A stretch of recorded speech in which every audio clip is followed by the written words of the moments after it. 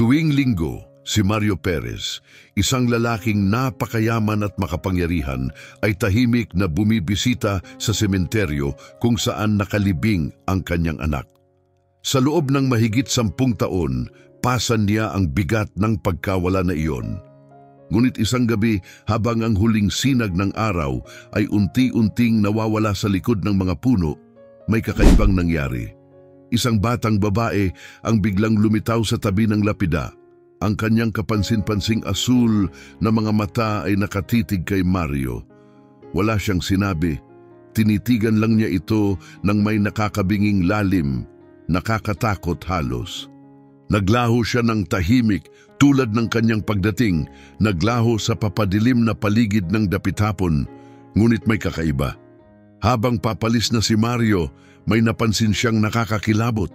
Isang puting liryo ang nakapatong sa puntod ng kanyang anak, ang parehong klaseng bulaklak na dinadala ng yumaong asawa niyang si Claire tuwing anibersaryo ng kamatayan ng kanilang anak. Wala ang bulaklak na iyon, ilang sandali lamang ang nakalipas at walang ibang makakaalam kung gaano ito kahalaga. Isang pagkakataon lang ba ito o may gustong maghatid ng mensahe? Dito magsisimula ang ating kwento, isang kwentong puno ng matagal nang nakatagong lihim, mga misteryosong pagtatagpo at paglalakbay sa gitna ng dalamhati, pag-ibig at ang posibilidad ng paghilom. Manatili ka. Mag-subscribe kung hindi ka pa nakasubscribe. Sabihin mo rin sa amin kung saan ka nanonood. Ang gabi ng Oktubre na iyon ay malamig. Isang matalim na hangin ang humaplos sa batok ni Mario habang nakatayo siya sa pasukan ng sementeryo. Hindi niya alintana ang ginaw, ito'y nagbibigay sa kanya ng pakiramdam na totoo. Isang pansamantalang pagkalimot sa puwang sa kanyang puso na hindi kailanman nawala mula nang pumanaw ang kanyang anak na si Alfredo. 11 taon na ang lumipas. Sa bawat isa sa mga 11 taon na yon, nilalakbay ni Mario ang parehong landas tuwing linggo. Ihahatid siya ng kanyang driver ng tahimik sa gate at maglalakad siya mag-isa. Palaging nakabaon ang kanyang mga kamay sa bulsa ng kanyang coat, kasabay ng bigat ng kanyang mamahaling kasuotan, ang bigat ng kanyang damdamin. Pumupunta siya roon para sa katahimikan, para sa kalungkutan. Sa lugar na iyon ng kapahingahan, maaari siyang kumawala sa papel na ginagampanan niya sa mundo. Hindi bilang bilyonaryo, hindi bilang kilalang negosyante, kundi bilang isang nagluluksa at nagdurusang ama. Inilibing si Alfredo sa dulo ng sementeryo, sa isang lugar kung saan makapal at matayog ang mga puno. Pinili ito ng kanyang asawa, si Claire. Nais niyang ang kanilang anak ay mamahinga sa lugar na tahimik at maganda. Ngayon, si Claire ay nakahimlay na rin ilang hakbang mula roon. Isa pang sakit na pasan ni Mario ng mag-isa. Habang papalapit siya sa puntod, ang mga salita sa lapida ay tila luma ng alaala na inukit na sa kanyang kaluluwa. Alfredo Perez, minamahal na anak at kaibigan. Naway lumipad siya magpakailanman, dahan-dahan siyang lumuhod, bakasang taon sa kanyang kilos. Hawak niya ang isang bungkos ng puting rosas. Maingat niya itong inilagay sa puntod, inayos ang mga bulaklak hanggang sa maging perpekto ang pagkakalagay. "Kamusta anak?" mahina niyang sabi, nanginginig sa damdamin ang tinig. "Dinalhan ulit kita ng paborito mo." Nagtagal siya roon, pinapadaan ang kanyang mga daliri sa malamig na ibabaw ng bato habang pabulong na nagsasalita ng mga salitang para lamang kay Alfredo. Laging ganoon ang kanyang ritual, tahimik, tapat, sagrado. Ngunit iba ang araw na iyon. Sa gilid ng kanyang paningin, may napansin siyang paggalaw. May kung sino o kung ano ang gumambala sa katahimikan. May batang babae na nakatayo ilang puntod ang layo, bahagyang natatago sa likod ng isang matandang puno ng roble. Maliit siya, mga 12 taong gulang, may mahabang buhok na maitim at naka-frame ang kanyang mukha. Ang kanyang kayumangging balat ay kapansin-pansin sa mapusyaw na liwanag ng sementeryo. At sa kanya nakita ang mga mata nito, matitingkad na bughaw, hindi karaniwan, hindi malilimutan. Hindi lang siya nakatayo, nakatingin siya, hindi natatakot, hindi nalilito, kundi may kalmadong pagtitig na tila lampas sa kanyang edad, para bang sinusubukan niyang silipin ang kaluluwa ni Mario. "Kumusta ka?" tanong ni Mario, mahinahon, ngunit alerto ang tono. Walang sagot. Bahagya siyang tumagilid, waring nag-iisip kung ano ang dapat gawin. Hindi siya mukhang takot, hindi rin nawawala, naroroon lang siya. Lumapit si Mario, tunog ng graba sa ilalim ng kanyang sapatos. "Ayos ka lang ba? Kailangan mo ba ng tulong?" Sandaling waring magsasalita ang bata, bumuka ang kanyang labi, bahagyang yumuko ang ulo, tila nag-iisip kung ano ang isasagot. Ngunit bigla na lamang siyang tumalikod. Walang salita, mabilis siyang naglakad papasok sa mga puno. Tumakbo si Mario papunta sa lugar kung saan siya nakatayo, ngunit wala na siya. Nilamon ng kakahuyan sa dulo ng sementeryo ang kanyang anyo. Nakatayo si Mario roon, pinapakatitig ang mga anino, mabilis ang tibok ng puso. May kakaiba sa kanya, hindi niya maipaliwanag. Batang taga rito lang, wala sigurong dapat ipag-alala, bulong niya sa sarili. Pilit na iniiwan sa isipan ang pangyayari, bumalik siya sa puntod at doon niya ito nakita, isang puting liryo, maingat na nakapatong sa ibabaw ng mga rosas. Napatigil siya, napahinto ang kanyang paghinga, siguradong hindi niya inilagay ang bulaklak na iyon. Hindi basta bulaklak ang liryo, may kahulugan ito, bulaklak ni Claire iyon. Bawat taon, kahit pagkatapos nilang maghiwalay, dinadala niya ang isang liryo bilang alay para kay Alfredo. Isa iyong tahimik na ritual ng paggunita. Ngunit wala na si Claire, 5 taon nang patay, at walang ibang nakakaalam tungkol sa liryo. Siya lang, naglalaro ang kanyang mga mata sa paligid ng sementeryo, umaasang muling masulyapan ang batang babae. Wala. Mga punong humuhuni lamang sa hangin, mga daang graba sa gitna ng katahimikan. Muling lumuhod si Mario, nanginginig ang kamay habang itinataas ito sa bulaklak. May nag-iwan nito, pero sino? At bakit? Perpektong-perpekto ang mga talulot, hindi pa nasisira, malambot, at may banayad na halimuyak. Dahan-dahang inangat ni Mario ang liryo, iniikot ito sa kanyang mga palad, umaasang may matutuklasang kahulugan. Ngunit bulaklak lang ito, maganda, wagas, at ganap na tahimik. Gayunman, may nagiwan nito roon. Hindi niya maalis sa isipang ang batang babae ang naglagay nito. Pero paano niya nalaman at bakit ito mahalaga sa kanya? Umiikot-ikot ang mga tanong sa isip ni Mario na parang bagyong hindi mapigil habang naglalakad siya pabalik sa naghihintay na sasakyan. Mahigpit na hawak ang liryo. Nakatayo sa tabi ng bukas na pinto ang kanyang tsuper, si Carl, tahimik at walang ekspresyon tulad ng dati. "Maayos lang po ba ang lahat, Ginoo?" tanong nito. Sandaling natigilan si Mario, wari nawawala pa rin sa sarili. Maayos, kakaiba lang ang araw na ito. Habang umaandar ang sasakyan palayo sa sementeryo, nakatuon pa rin ang tingin ni Mario sa mga punong nasa likod ng mga puntod. Ang batang iyon, ang kayumangging balat, ang malamig at asul na mga mata, ang titig na tila bumaon sa kanyang kaluluwa. Siya lamang ang laman ng isip ni Mario. At saka, ang liryo, maingat na inilagay sa ibabaw ng mga bulaklak para kay Alfredo. Hindi ito maaaring nagkataon lang. Kinagabihan, mag-isa si Mario sa kanyang silid-aralan. Maamong apoy ang sumisiklab sa fireplace. Ang anino nito'y sumasayaw sa mga pader. Nakapatong sa kanyang mesa ang liryo, ang mga talulot nito'y naiilawan ng kulay amber mula sa apoy. Hawak niya ang isang baso ng whiskey, dahan-dahang iniikot ito habang lumulubha ang kanyang pag-iisip. Sa loob ng mahigit 10 taon, ang pagdalaw sa puntod ni Alfredo ang kanyang naging sandigan, isang tahimik na ginhawa sa gitna ng kanyang sakit. Ngunit ngayon, tila nabasag ang katahimikan, nabahiran ng isang bagay na hindi niya maunawaan. Sino ang batang yon? Ano ang koneksyon niya kay Alfredo o sa kanya? Habang lalo niyang iniisip, isang bagay ang naging malinaw, babalik siya. Sa susunod na linggo, kapag bumalik ang bata, kakausapin niya ito. Kailangan niyang malaman ang totoo.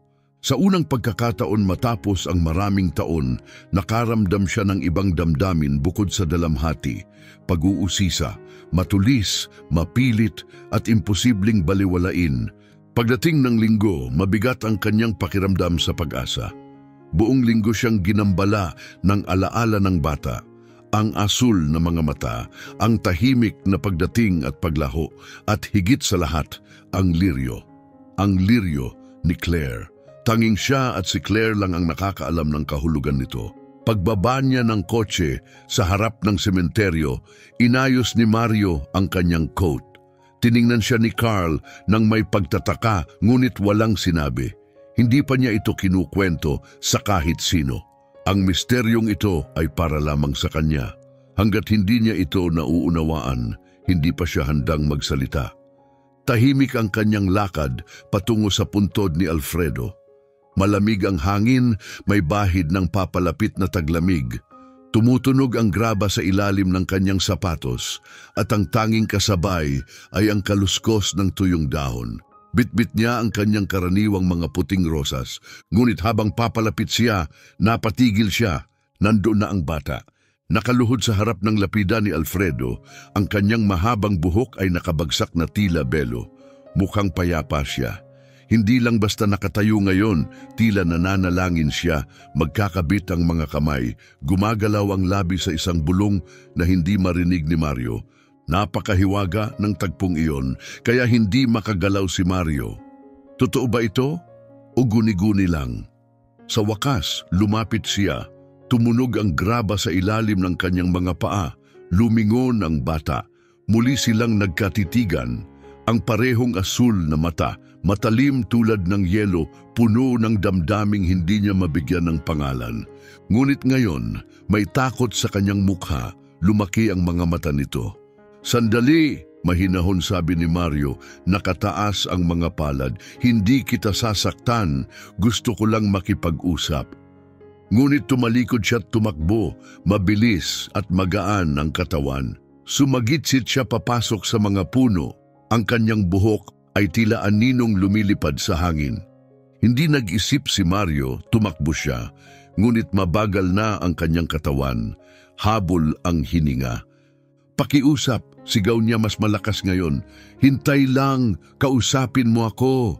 Parang kabisado ng bata ang kagubatan, paikot-ikot siya sa pagitan ng mga puno na parang likas sa kanya ang daan.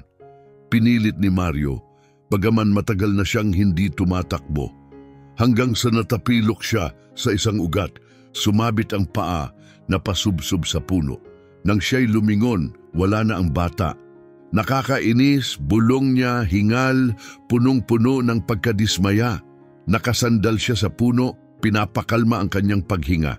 Tahimik ang paligid, wala siyang narinig kundi hangin, wala ring bakas ng bata.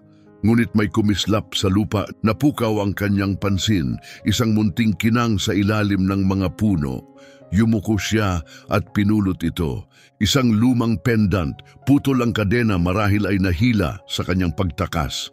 Gasgas na ang metal, kupas ang kislap. Binaligtad ito ni Mario, muling kabado ang dibdib. Pinihit niya ang munting clasp at may mahinang click. Bumukas ito.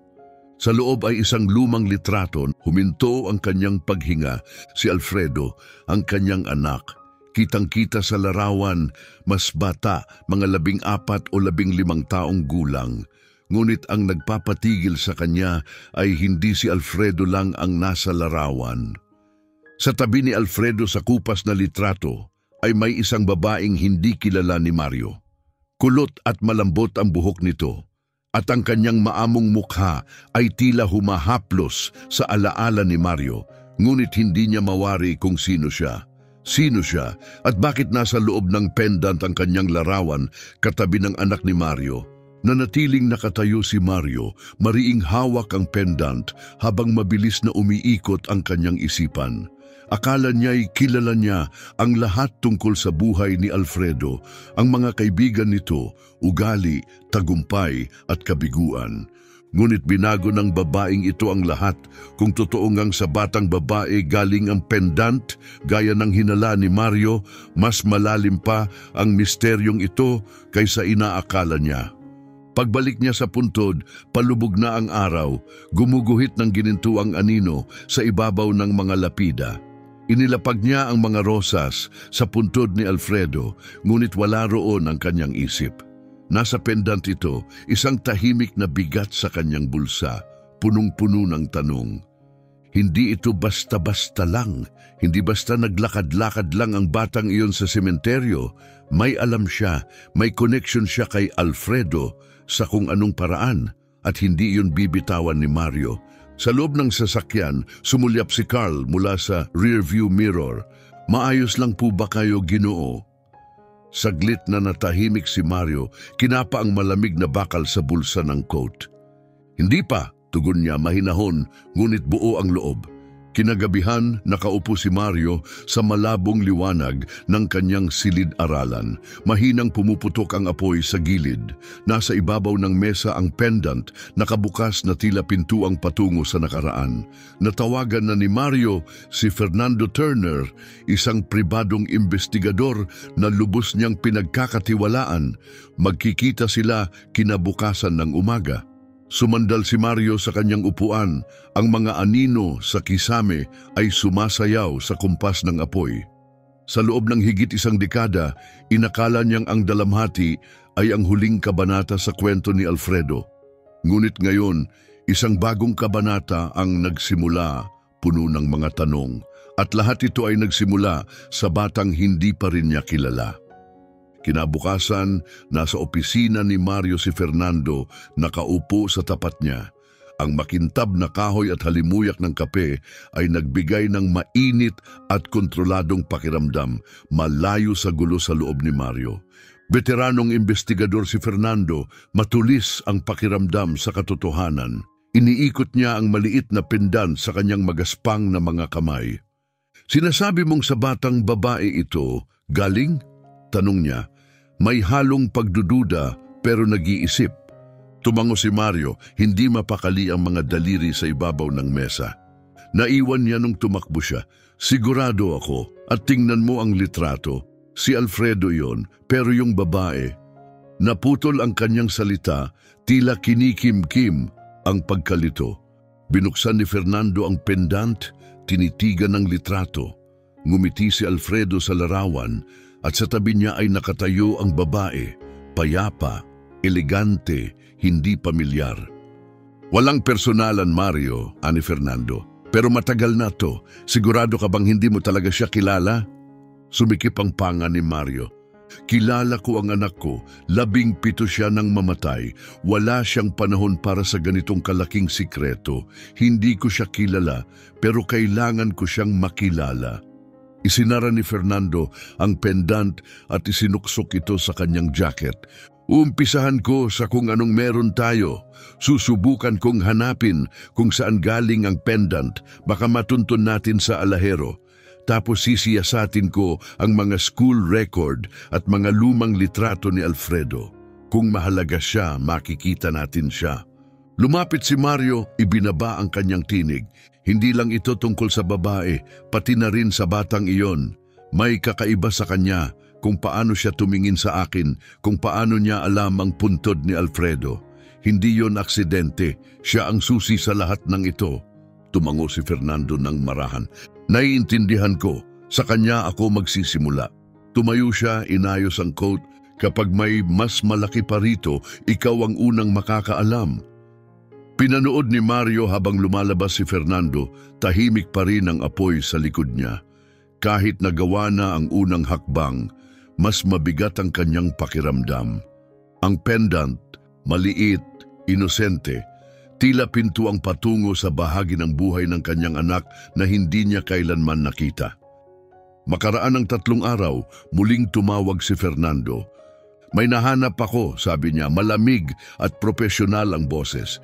Yung babae sa litrato, ang pangalan niya ay Romina Davis. Nakatira siya sa Boston, mga 13 taon na ang nakalipas.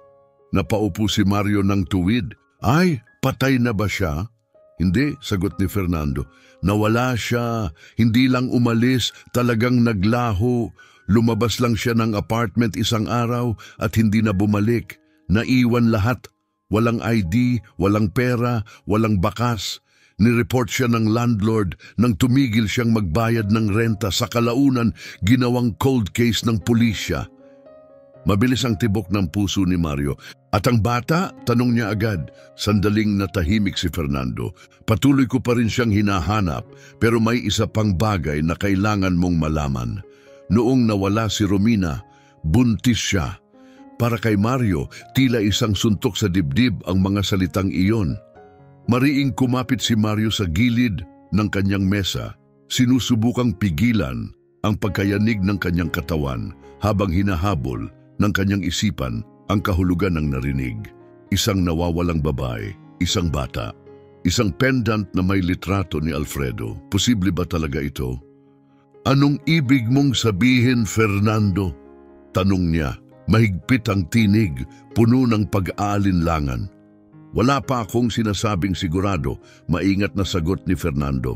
Pero kung buntis nga si Romina nang mawala siya at may koneksyon ng batang yon kay Alfredo, sa palagay ko, alam mo na kung saan to patutungo. Napaupo si Mario sa kanyang silya tulala. Napakalaki ng kahulugan nito. Hanapin mo siya, sabi niya sa wakas, matapos ang mahabang katahimikan. Ang bata, kailangan kong malaman kung sino siya, saan siya galing, at bakit siya narito. Nasa proseso na, paniniguro ni Fernando. Pero Mario, kung totoo ngang konektado siya kay Alfredo, maaaring magbago ang lahat. Sigurado ka bang gusto mong buksan ang pintuang ito? Pumikit si Mario. Agad na bumalik sa isip niya ang mukha ng bata, ang nakakabinging asul na mga mata, tumatagos sa kanyang pagkatao. Kung bahagi siya ng buhay ng anak ko, kailangan kong malaman kahit anong kapalit. Sa sumunod na linggo, bumalik si Mario sa sementeryo mas maaga kaysa dati. Nanginginig ang kanyang damdamin, bawat kalamnan ay balot ng pananabik at kaba. Sa pagkakataong ito, wala siyang dalang bulaklak. Tanging ang pendant, malinis na kumikislap na parabang ito ang susi sa katotohanan. Tahimik siyang tumayo sa tabi ng puntod ni Alfredo, matay nakatingin sa linya ng mga puno. Naghihintay, lumipas ang oras, pumasok ang lamig sa kanyang kots, ngunit hindi siya umalis. At habang lumulubog ang araw, nagkulay ginto ang paligid. At saka niya ito nakita. Ang bata, nakatayo sa gilid ng kagubatan, binalot ng papalayong sinag ng araw. Ang kanyang buhok ay tila may ningning na halo, ngunit matalim ang titig, asul, tumatagos, walang alinlangan. Hindi gumalaw si Mario, natatakot siyang ang kahit kaunting kilos ay magpapalayo sa kanya muli. Bumalik ka, mahina niyang sabi, kalmado ang tinig, kahit mabilis ang tibok ng kanyang puso. Maingat na lumapit ang bata, mahinahon, ngunit may pag-iingat. Tuwing linggo ka nandito, sabi niya, ang tinig ay magaan, ngunit matatag, parang siya rin ay sinusuri si Mario. Napahinto si Mario sa paghinga, unang beses na narinig niya ang boses ng bata at may pamilyar sa timpla nito. Dinadalaw ko ang anak ko, sagot niya, diretso ang tingin, si Alfredo. Nagbago ang ekspresyon ng bata, bahagya lang, ngunit sapat. Isang kisap ng pagkilala, marahil sakit. Hindi ko kailangan ng pera mo, sabi ng bata bigla. Matigas ang boses, di inaasahan. Napakurap si Mario, pera, hindi ako ay... Gusto ko lang malaman ang totoo, putol ng batang babae, bahagyang nanginginig ang tinig. Dahan-dahang lumapit si Mario at itinataas ang pendant. Iyo ito, hindi ba? Lumaki ang mata ng bata, tinitigan niya ito, ngunit hindi ito kinuha. Wala siyang sinabi.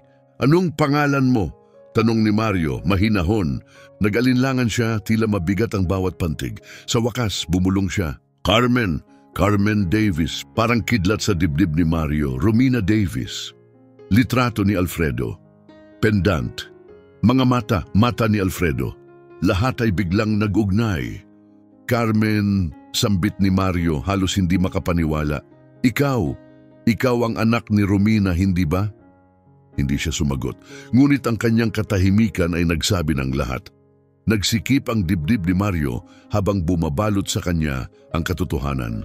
Kung si Carmen ay anak ni Romina at kasama si Alfredo sa litratong iyon, posible bang ang batang ito ay kanyang apo?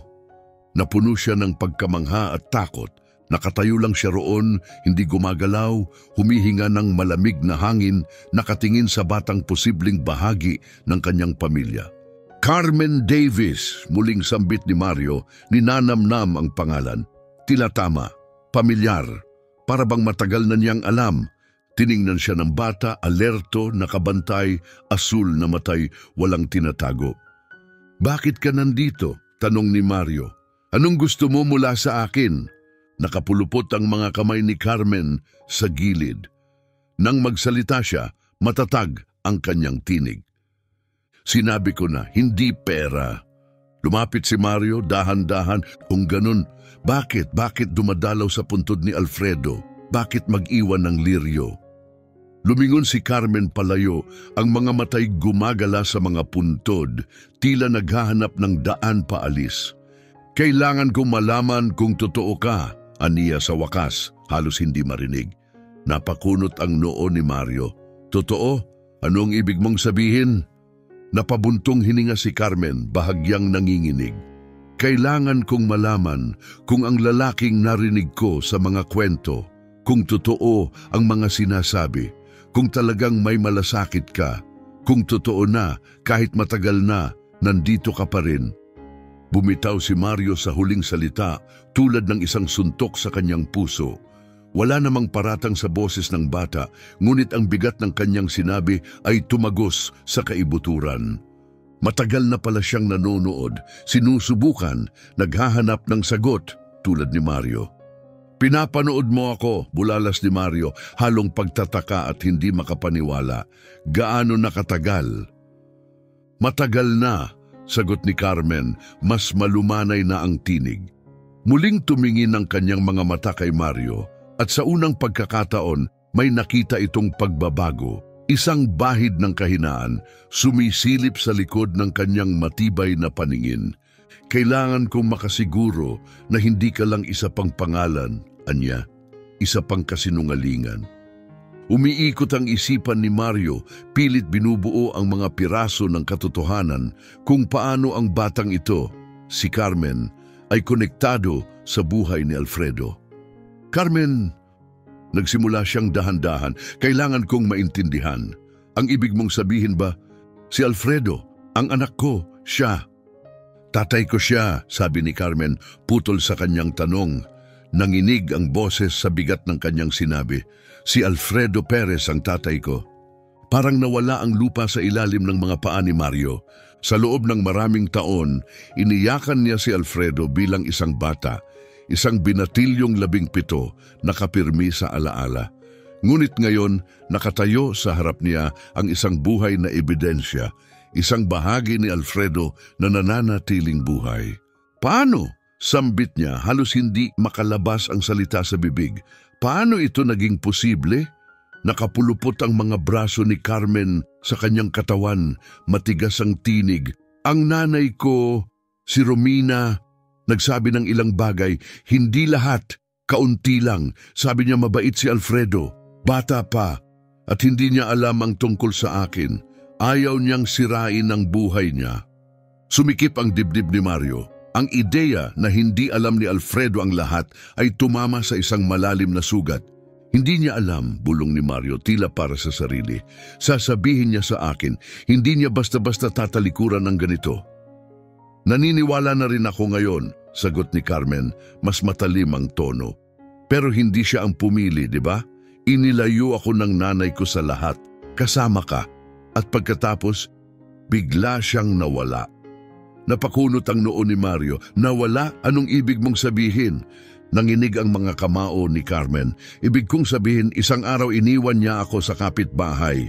Sabi babalik siya agad, pero hindi na siya bumalik. Sanggol pa lang ako noon. Sabi nila iniwan niya ako, pero hindi ako naniniwala. Hindi niya gagawin yon. Ramdam ni Mario ang bigat ng kasalanan sa kanyang balikat. Sa lahat ng taon na nilamon siya ng pagdadalamhati para kay Alfredo, hindi niya alam na may isang batang babae, isang taong may parehong sugat na lumaki ng walang kasagutan, walang pamilya. Bakit ngayon? Mahina niyang tanong. Bakit mo ako hinanap ngayon lang? Tumingin si Carmen sa kanyang mga mata at sa unang pagkakataon, nanginig ang kanyang tinig. Dahil wala na akong ibang maaasahan, anya, at ang mga salitang iyon ay tumagos sa puso ni Mario. Buong buhay ko hindi ko alam kung sino ako. Hindi ko alam kung anong nangyari sa nanay ko. At nung nakita ko ang pangalan mo, pangalan ni Alfredo, umasa ako. Baka may pakialam ka. Hindi ka agad nakasagot si Mario. Binalot siya ng damdamin, ng katotohanan, ng presensya ni Carmen, ng biglang pagbubukas ng isang kwento na akala niyang tapos na. Ngunit ngayon, alam niyang patuloy pa itong sinusulat. Lumapit siya, dahan-dahang lumuhod sa harap ng bata, tinitigan siya sa mata. Carmen, mahinahon niyang sabi, wala akong lahat ng sagot, pero may pakialam ako, higit pa sa iniisip mo, kung si Alfredo ang ama mo at bahagi si Romina ng buhay niya, pamilya ka na rin, at hindi ko hahayaan na harapin mo ito mag-isa. Lumitaw ang bahagyang lambing sa mukha ni Carmen. Hindi pa bumabagsak ang mga pader niya, ngunit may bahid ng init sa kanyang tingin. Hindi ako naghahanap ng tagapagligtas, anya, muling matatag ang boses. Gusto ko lang malaman ang katotohanan. Tumango si Mario. Kung ganon, hahanapin natin, magkasama. Saglit na tumigil ang mundo sa pagitan nila. Tahimik ang paligid, puno ng mga hindi pa nasasabi. Pagkatapos umatras ng isang hakbang si Carmen, bahagyang lumuwag ang balikat. Kung totoo ang sinasabi mo, sabi niya, patunayan mo. Paano? Tanong ni Mario. Inilabas niya ang isang lumang papel mula sa kanyang bulsa. Medyo nanginginig ang kamay habang inaabot ito. Ito lang ang naiwan sa akin mula sa nanay ko. Maingat na binuksan ni Mario ang papel. Luma na ito, lukot-lukot, halatang paulit-ulit ng hinawakan. Sa kupas na sulat kamay, nakasulat, kung may mangyari sa akin, hindi ito aksidente. Huwag kang magtitiwala kanino man kundi sa kanya. Sa ibaba, may nakasulat na pangalan, Wilson. Nanlumo ang puso ni Mario. Ang pangalang yon, Wilson, gumising ng isang bagay na matagal nang nakabaon. Isang bahagi ng nakaraan na iniwasan niyang balikan. Tiningnan niya si Carmen. Pinagmamasdan siya nito, matay puno ng takot at pag-asang pilit binubuhay. Patutunayan ko, sabi ni Mario, ngayon ay matatag na ang tinig. Malalaman ko kung ano ang nangyari sa nanay mo at sisiguraduhin kong ligtas ka. Wala nang sinabi si Carmen, ngunit sa unang pagkakataon, tumango siya, tahimik ngunit sapat na iyon. Magkasabay silang lumabas ng sementeryo. Tahimik na kasunod ni Mario si Carmen.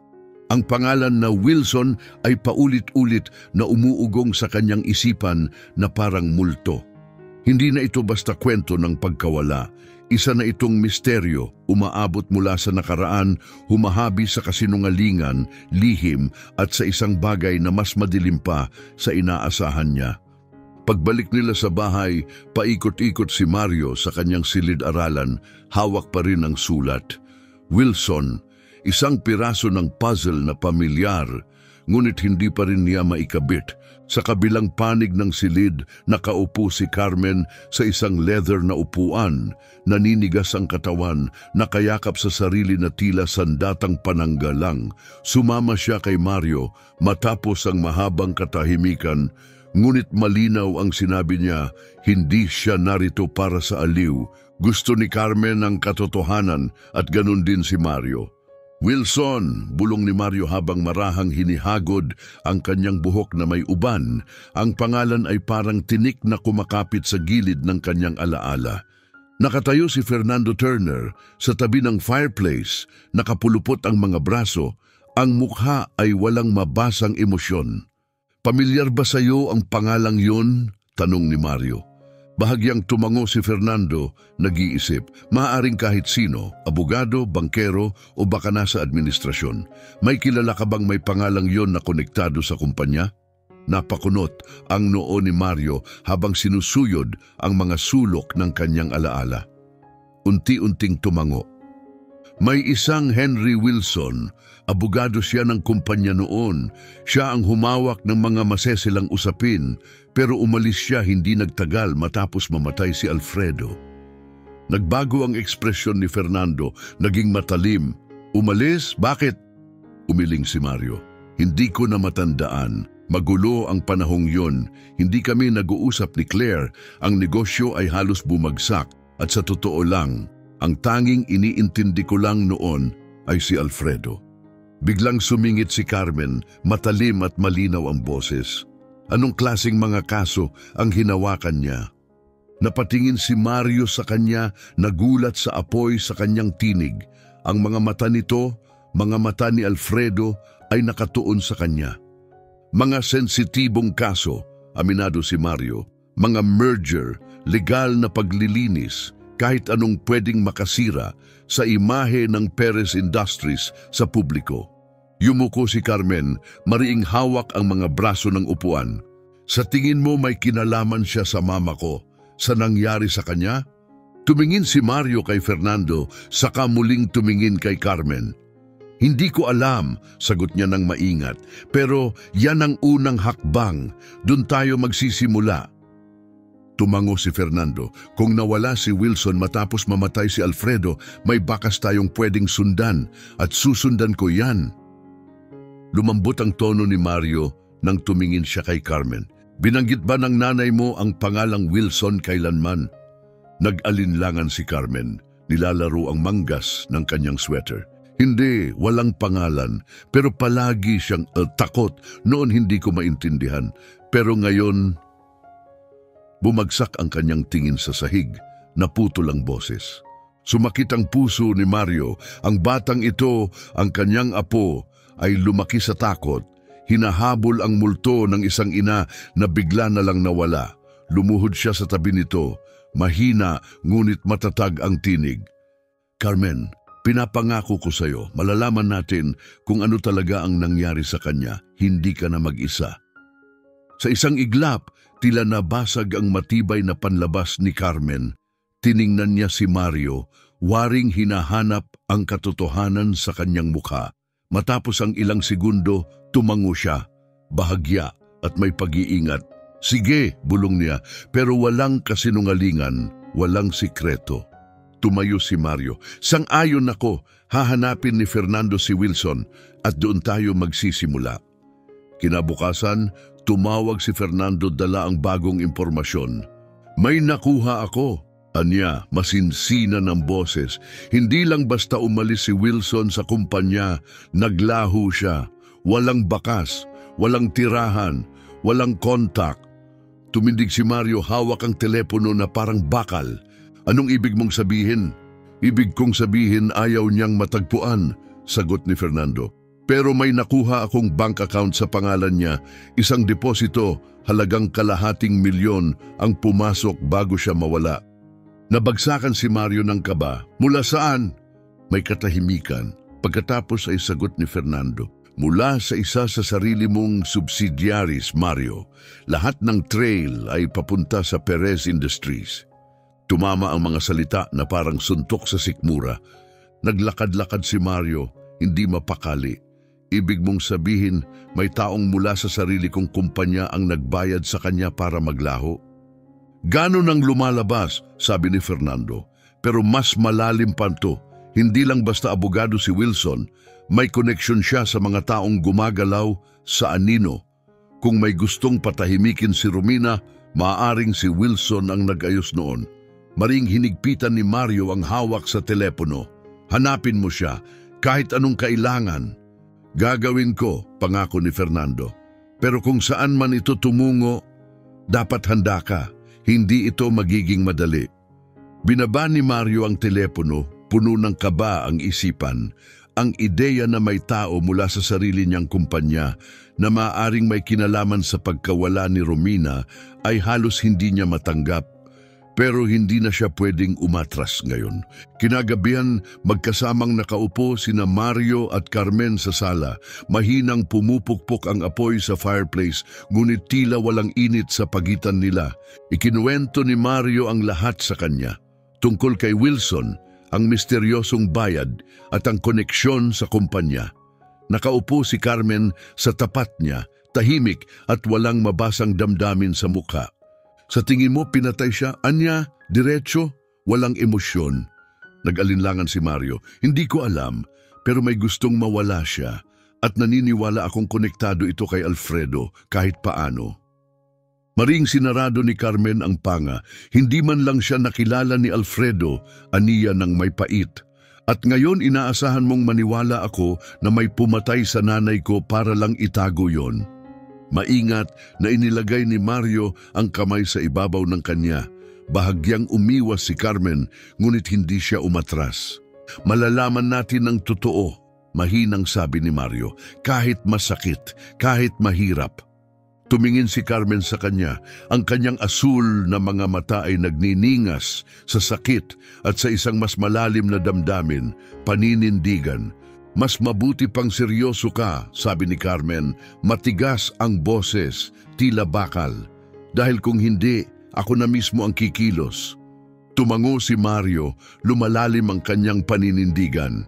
Sa loob ng maraming taon, namuhay siya sa ilalim ng bigat ng lungkot at mga tanong na walang sagot. Ngunit ngayon, may bago nang tumubo sa kanyang kalooban, isang apoy. Hahanapin niya si Wilson, malalaman niya ang buong katotohanan tungkol kay Romina at sisiguraduhin niyang hindi kailanman muling mag-iisa si Carmen. Sumisikat na ang araw, tinatabunan ng gintong liwanag ang silid-aralan. Ngunit hindi nito nabawasan ang tensyon sa hangin. Nakatayo si Mario sa tabi ng kanyang mesa, nakatitig sa isang kit para sa DNA test na ibinigay ni Fernando noong nakaraang gabi. Maliit at payak, ngunit tila isang natutulog na dambuhala, may kakayahang kumpirmahin ang lahat o sirain ang natitirang katiyakan. Sa likuran niya nakaupo si Carmen, matigas ang tindig sa leather na upuan, nakapulupot ang mga braso sa dibdib, walang mabasa sa kanyang tingin. Pumayag siyang gawin ang test, ngunit kitang-kita sa katawan niya ang alinlangan. Hindi niya alam kung gusto ba talaga niyang malaman ang sagot o kung kaya niyang tanggapin ang ibig sabihin nito. Hindi mo kailangang gawin to, malumanay na sabi ni Mario, humarap sa kanya.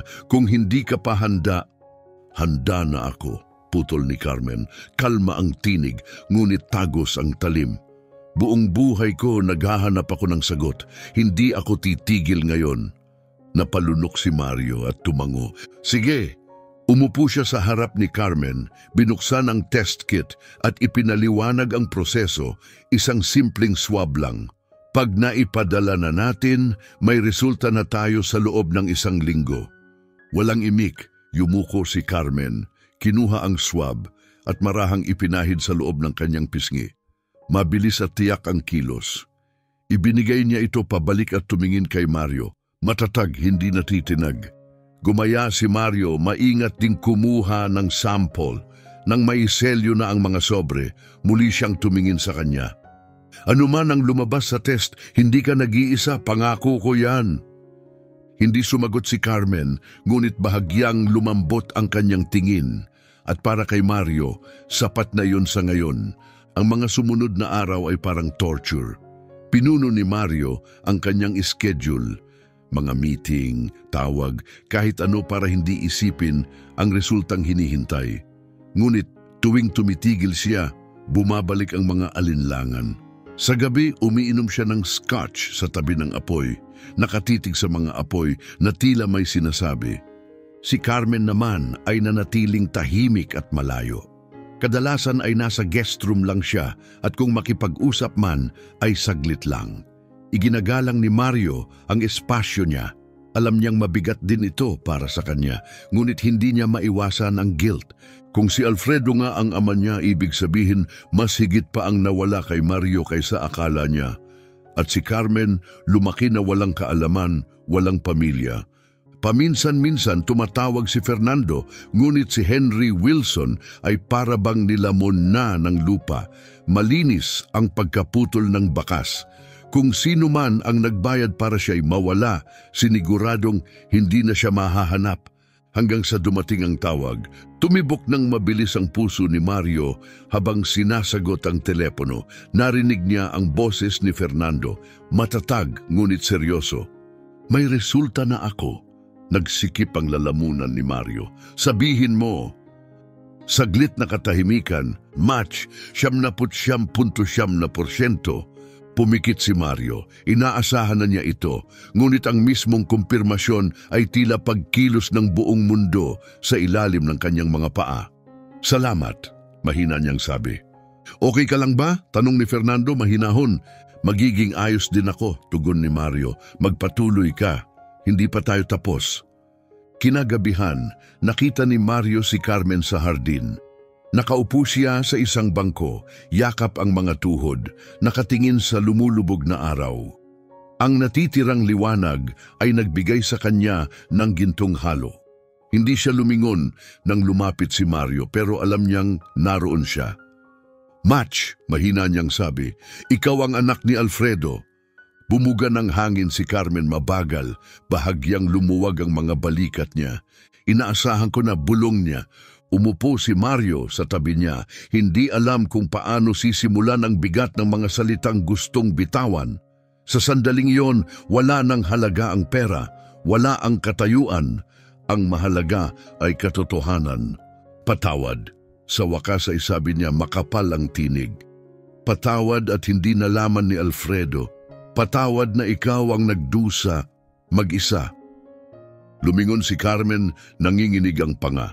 Hindi mo kasalanan, mahina niyang sabi. Ako lang, hindi ko alam. Ang bigat. Tumango si Mario.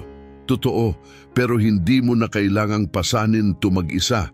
Pamilya tayo, Carmen. Ano man ang mangyari mula rito, haharapin natin ito ng magkasama.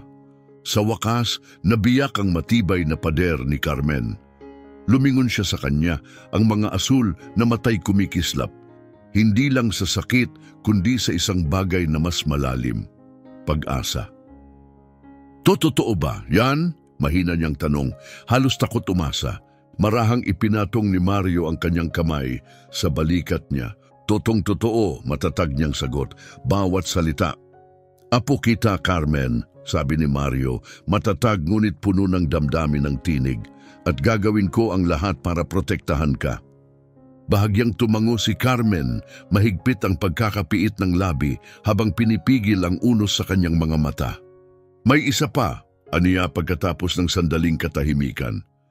Inilabas niya ang isang maliit na journal mula sa kanyang bag, lumang-luma, balot ng maitim na balat. Akin to ng mama ko, nahanap ko tumatapos siyang mawala. Maingat na tinanggap ni Mario ang journal, hinaplos ng mga daliri ang makinis na lumang pabalat. Binuksan niya ang unang pahina at agad niyang naramdaman ang bigat ng takot ni Romina sa mismong sulat kamay nito. Kung may mangyari sa akin, hindi ito aksidente. Huwag kang magtitiwala kanino man kundi sa kanya. Binaliktad niya ang bawat pahina at sa bawat isa ay may pira-pirasong alaala, mga mabilisang pag-iisip, hindi malinaw na mga tala ng pag-uusig at misteryosong pagbabanggit sa isang taong laging nakamasid. Hanggang sa huling bahagi ng journal, isang pangalan ang nagpahinto sa kanyang paghinga, Henry Wilson. Nanginig ang kamay ni Mario habang isinasara ang journal. Ito na ang ebidensyang hinihintay natin. Aniya, palalim ng palalim ang kanyang paninindigan. Malalaman natin kung anong nangyari kay Romina, Carmen, ipinapangako ko. Tumingin si Carmen sa kanya, ang pag-asa sa mga matay na babalot pa rin ng maraming taon ng kabiguan. Mas mabuti pa nga, mahinang tugon niya, dahil hindi ako titigil hanggat hindi ko nalalaman ang totoo. Tumango si Mario, ang apoy sa dibdib niya'y lalong lumakas. Sa unang pagkakataon, matapos ang matagal na panahon, muling nagkaroon ng layunin ang kanyang buhay. Magtutulungan silang tuklasin ang katotohanan tungkol kay Romina, kay Alfredo at sa mga lihim ng Perez Industries. Hindi na siya uurong, hindi na, hanggang makamit ang hustisya. Nasa pagitan nila ngayon ang journal nakapatong sa makintab na mesa, mabigat sa bigat ng matagal nang tinatago. Hindi pa natutulog si Mario mula nang ibigay ito ni Carmen. Bawat pahina ay humahatak sa kanya papasok sa takot ni Romina, papasok sa isang madilim na nakaraan na hindi niya alam na naging bahagi ng buhay ni Alfredo. Tahimik na nakaupo si Carmen sa tapat niya, mahigpit ang pagkakapulupot ng mga braso, parang pananggalang laban sa mga alam na niyang totoo. Hindi lang ito diary, sabi ni Mario, mababa at banayad ang boses. Tinapik niya ang pabalat gamit ang daliri. Ito'y mapa ng kanyang takot. Alam niyang may humahabol sa kanya. Lumapit si Carmen, matalim ang mga mata. Anong isinulat niya? Nagatubili si Mario. Magulo ang mga pahina, wala sa ayos. Pero malinaw ang mensahe.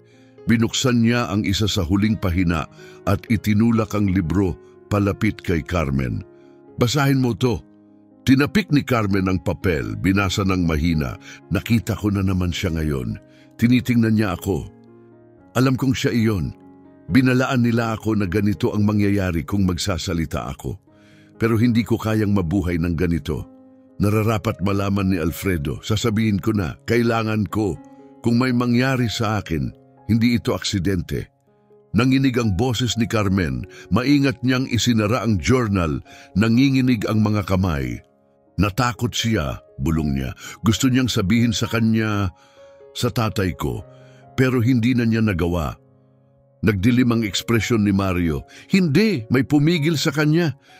Sa tingin mo si Wilson? Tanong ni Carmen, puno ng pagkadismaya at papalapit na galit. Lagi siyang binabanggit. Dapat may kinalaman siya. Dahan-dahang huminga si Mario. Posible! Naging abogado ko siya. Kung kinatakutan siya ni Romina, may access siya sa lahat. Ang personal na buhay ni Alfredo, mga confidential na file, lahat ng maaaring gusto niyang protektahan. Mariing pinisil ni Carmen ang panga. So anong susunod?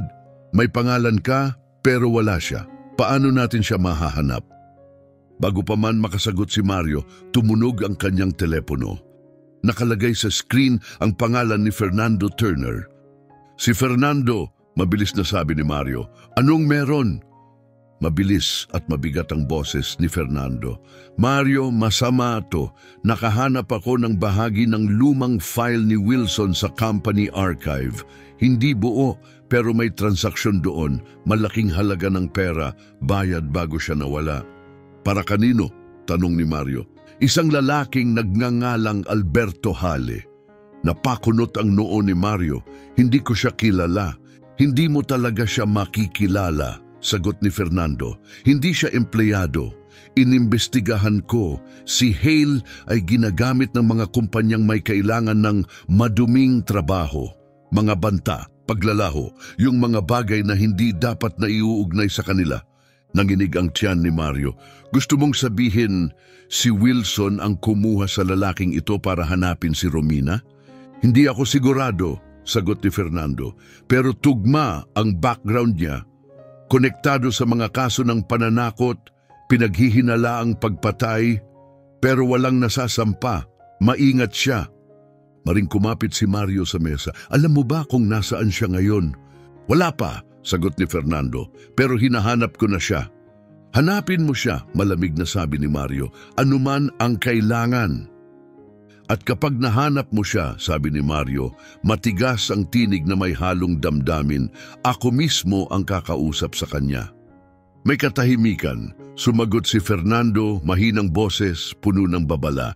Mario, papasok ka sa delikadong teritoryo. Kung si Hale ang sangkot, hindi siya yung tipo ng tao na uupo sa maayos na pag-uusap. Delikado siya. Wala akong pakialam, mariing sagot ni Mario. Kung may alam siya sa nangyari kay Romina, haharapin ko siya mismo. Napabuntong hininga si Fernando. Ayaw man niya tinanggap ang desisyon. Sige, tatawagan kita sa oras na may balita na ako. Ibinaba ni Mario ang telepono mabagal habang mahigpit ang pagkakakagat sa panga. Paglingon niya, nakatitig si Carmen sa kanya, isang bagyong nagsasanib ng takot at paninindigan sa kanyang mukha. Anong sabi niya? Mahinang tanong ni Carmen. Huminga ng malalim si Mario at isinalaysay ang lahat, ang trail ng pera. Ang pangalan, Alberto Hale. Ang posibilidad na siya ang dahilan ng pagkawala ni Romina. Hindi sumabat si Carmen. Tahimik siyang nakinig habang ang mga daliri niya'y halos bumaon sa gilid ng mesa. Ibig mong sabihin, nanginginig ngunit kontrolado ang boses, may taong nasa labas na posibleng pumatay sa kanya? At malaya lang siyang namumuhay hanggang ngayon? Tumango si Mario. Hahanapin natin siya, Carmen. At kapag nahanap natin siya, malalaman natin ang totoo. Bigla siyang tumayo, nagsimulang maglakad-lakad, ang tensyon ay kita sa bawat galaw. Paano kung itanggi niya? Paano kung walang ebidensya? Karapat dapat si Mama sa higit pa sa baka, karapat dapat siya sa hustisya. At makakamit niya yon, matatag na sagot ni Mario. Lumapit siya, tumayo sa harap ni Carmen at tumitig sa kanyang mga mata. Pangako, malalaman natin ang totoo. Hindi ako titigil. Huminto sa paglalakad si Carmen. Tumingala siya, ang kanyang mga matay kumikislap sa hindi pa pumapatak na luha. Hindi mo alam yon, sabi niya, halos pumutol ang tinig. Hindi mo pwedeng ipangako yan. Nasaktan si Mario, ngunit marahang ipinatong ang kanyang mga kamay sa balikat niya. Hindi, aminado niya, hindi ko kayang ipangako ang resulta. Pero kaya kong ipangako na hindi ako titigil hanggat hindi natin nalalaman ang katotohanan. Tahimik si Carmen sa ilang sandali. Pagkatapos ay tumango siya, mabilis na pinahira ng mga mata at huminga ng malalim. Sige, matatag na ang tinig. Anong susunod? Umayos ng tindig si Mario at lumalim pa ang paninindigan sa kanyang mukha. Hintayin natin ang lokasyon ni Hale mula kay Fernando. Sa ngayon, balik tayo sa journal, pahina bawat pahina. Baka may na-miss tayo, isang clue na hindi natin napansin. Tumango si Carmen. Gawin natin. Magkatabi silang naupo, nakabukas ang journal sa pagitan nila. May mga marka, kulay at tala sa bawat pahina galing sa kanilang dalawa. Sa paglipas ng oras, pinagsusuri nila ang bawat fragmento ng takot ni Romina. Bawat palihim na pahiwatig, naghanap ng katotohanang matagal nang nakabaon. At kahit wala silang sinabing direkta, alam nilang pareho, habang papalapit sila sa katotohanan, lalong nagiging mapanganib ang landas na tinatahak nila. Nakabukas ang journal sa ibabaw ng mesa, puno na ng color-coded tabs at mga tala. Ang ilaw ng desk lamp ay mahinang lumiliwanag sa mga pahina, nagpapahiwatig ng aninong kasama ng mga iniwang iniisip ni Romina.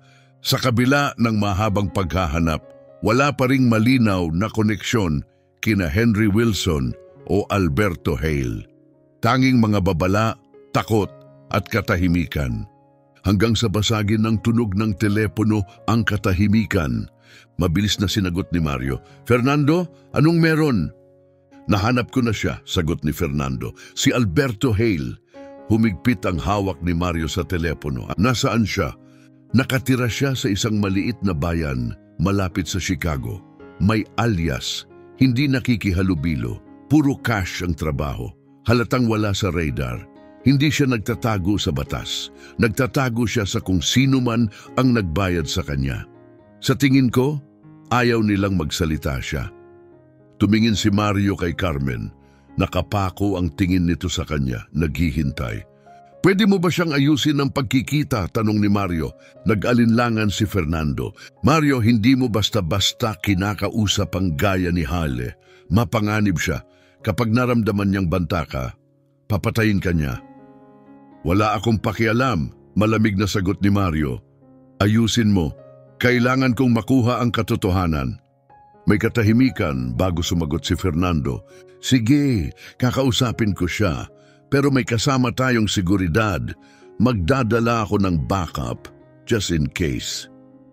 Gawin mo ang kailangan mong gawin, sabi ni Mario. Sabihin mo lang kung kailan at saan. Ibinigay ni Fernando ang mga detalye. Pagkababa ng tawag, hinarap ni Mario si Carmen. Makikipagkita tayo sa kanya.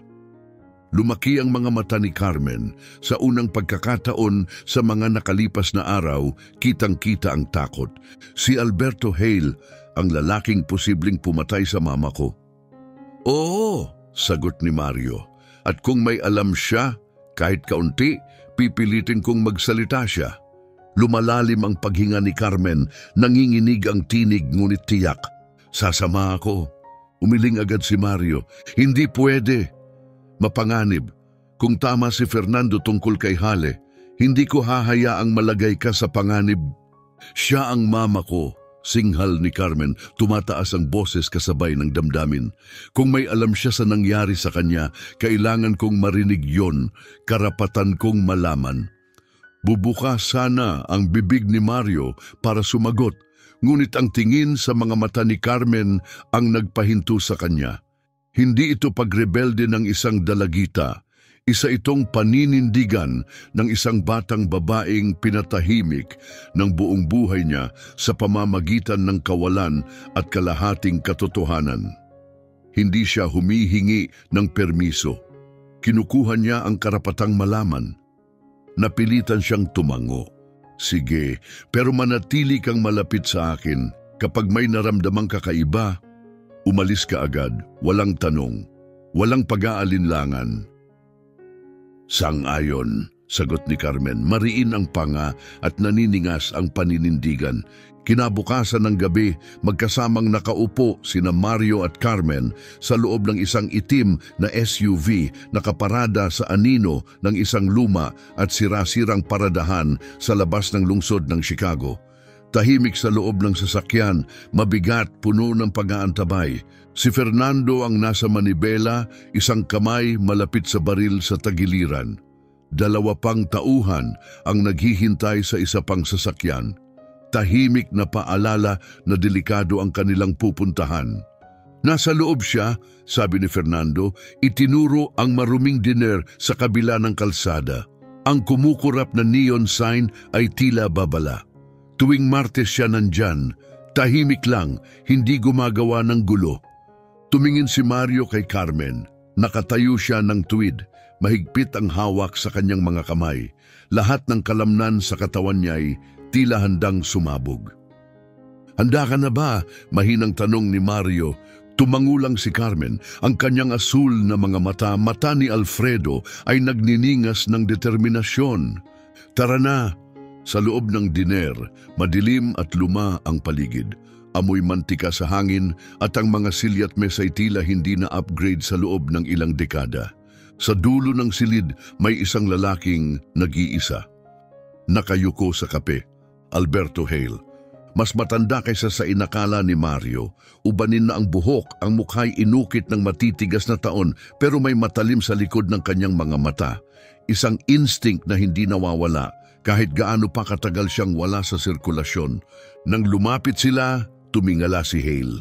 Matalas ang tingin, mabilis na sumilip mula kay Mario papunta kay Carmen. Alberto Hale, malumanay na sabi ni Mario huminto sa tabi ng booth. Kailangan naming makipag-usap. Hindi gumalaw si Hale, uminom lang ng kape. Hindi ko kayo kilala, aniya, at wala akong pakialam. Hindi umatras si Mario. Inilabas niya mula sa kanyang coat ang leather journal ni Romina at inilapag sa mesa. Romina Davis, sabi niya ng mariin. Pamilyar ba? Napatigil si Hale, bahagyang humigpit ang hawak sa tasa. Sandaling inakala ni Mario na tatayo siya at tatakas. Ngunit umupo si Hale ng mas maayos, malamig ang mga mata. Anong gusto niyo? Katotohanan, sagot ni Mario na upo sa tapat nito. Sumunod si Carmen, umupo sa tabi ni Mario, hindi inaalis ang tingin kay Hale. Alam naming may kinalaman ka sa nangyari sa mama ko. Gusto naming malaman ang ginawa mo. Umiling si Hale, may mapait na tawa. Habol kayo ng multo, matanda, delikado yan. Hindi ako natatakot sa iyo, malamig na sabi ni Mario. Kung may natitira pa sa konsensya mo, sabihin mo ang totoo. Ina siya, hindi niya deserve to. Tumigas ang ekspresyon ni Hale, saglit na tila babanat, pero huminga na lang siya ng malalim. Si Romina ay problema, bulong niya. Marami siyang alam tungkol sa anak mo, tungkol sa kumpanya mo. Binigyan ako ni Wilson ng pera para manahimik siya. Napasinghap si Carmen, ang kamay ay napunta sa kanyang bibig. Pinatay mo siya? Nanginginig ang tinig. Tiningnan siya ni Hale sa mata. Hindi ko yun sinabi, mahinang tugon. Ang sabi ko lang, pinatahimik ko siya. Sumiklab ang galit ni Mario, subalit pinilit ang sarili na manatiling kalmado. Nasaan siya? Maring tanong. Buhay ba siya? Lumapit si Hale, ang mga matay kumikislap sa di maipaliwanag na damdamin. Gusto niyo ng sagot? Huli na kayo. Wala na si Wilson at ang mga taong nasa likod niya. Hindi sila nagiiwan ng bakas. Kung buhay pa siya, hindi niyo siya matatagpuan. Kung hindi na, mas mabuti nang hindi niyo malaman. Parang lumubog ang mundo ni Mario.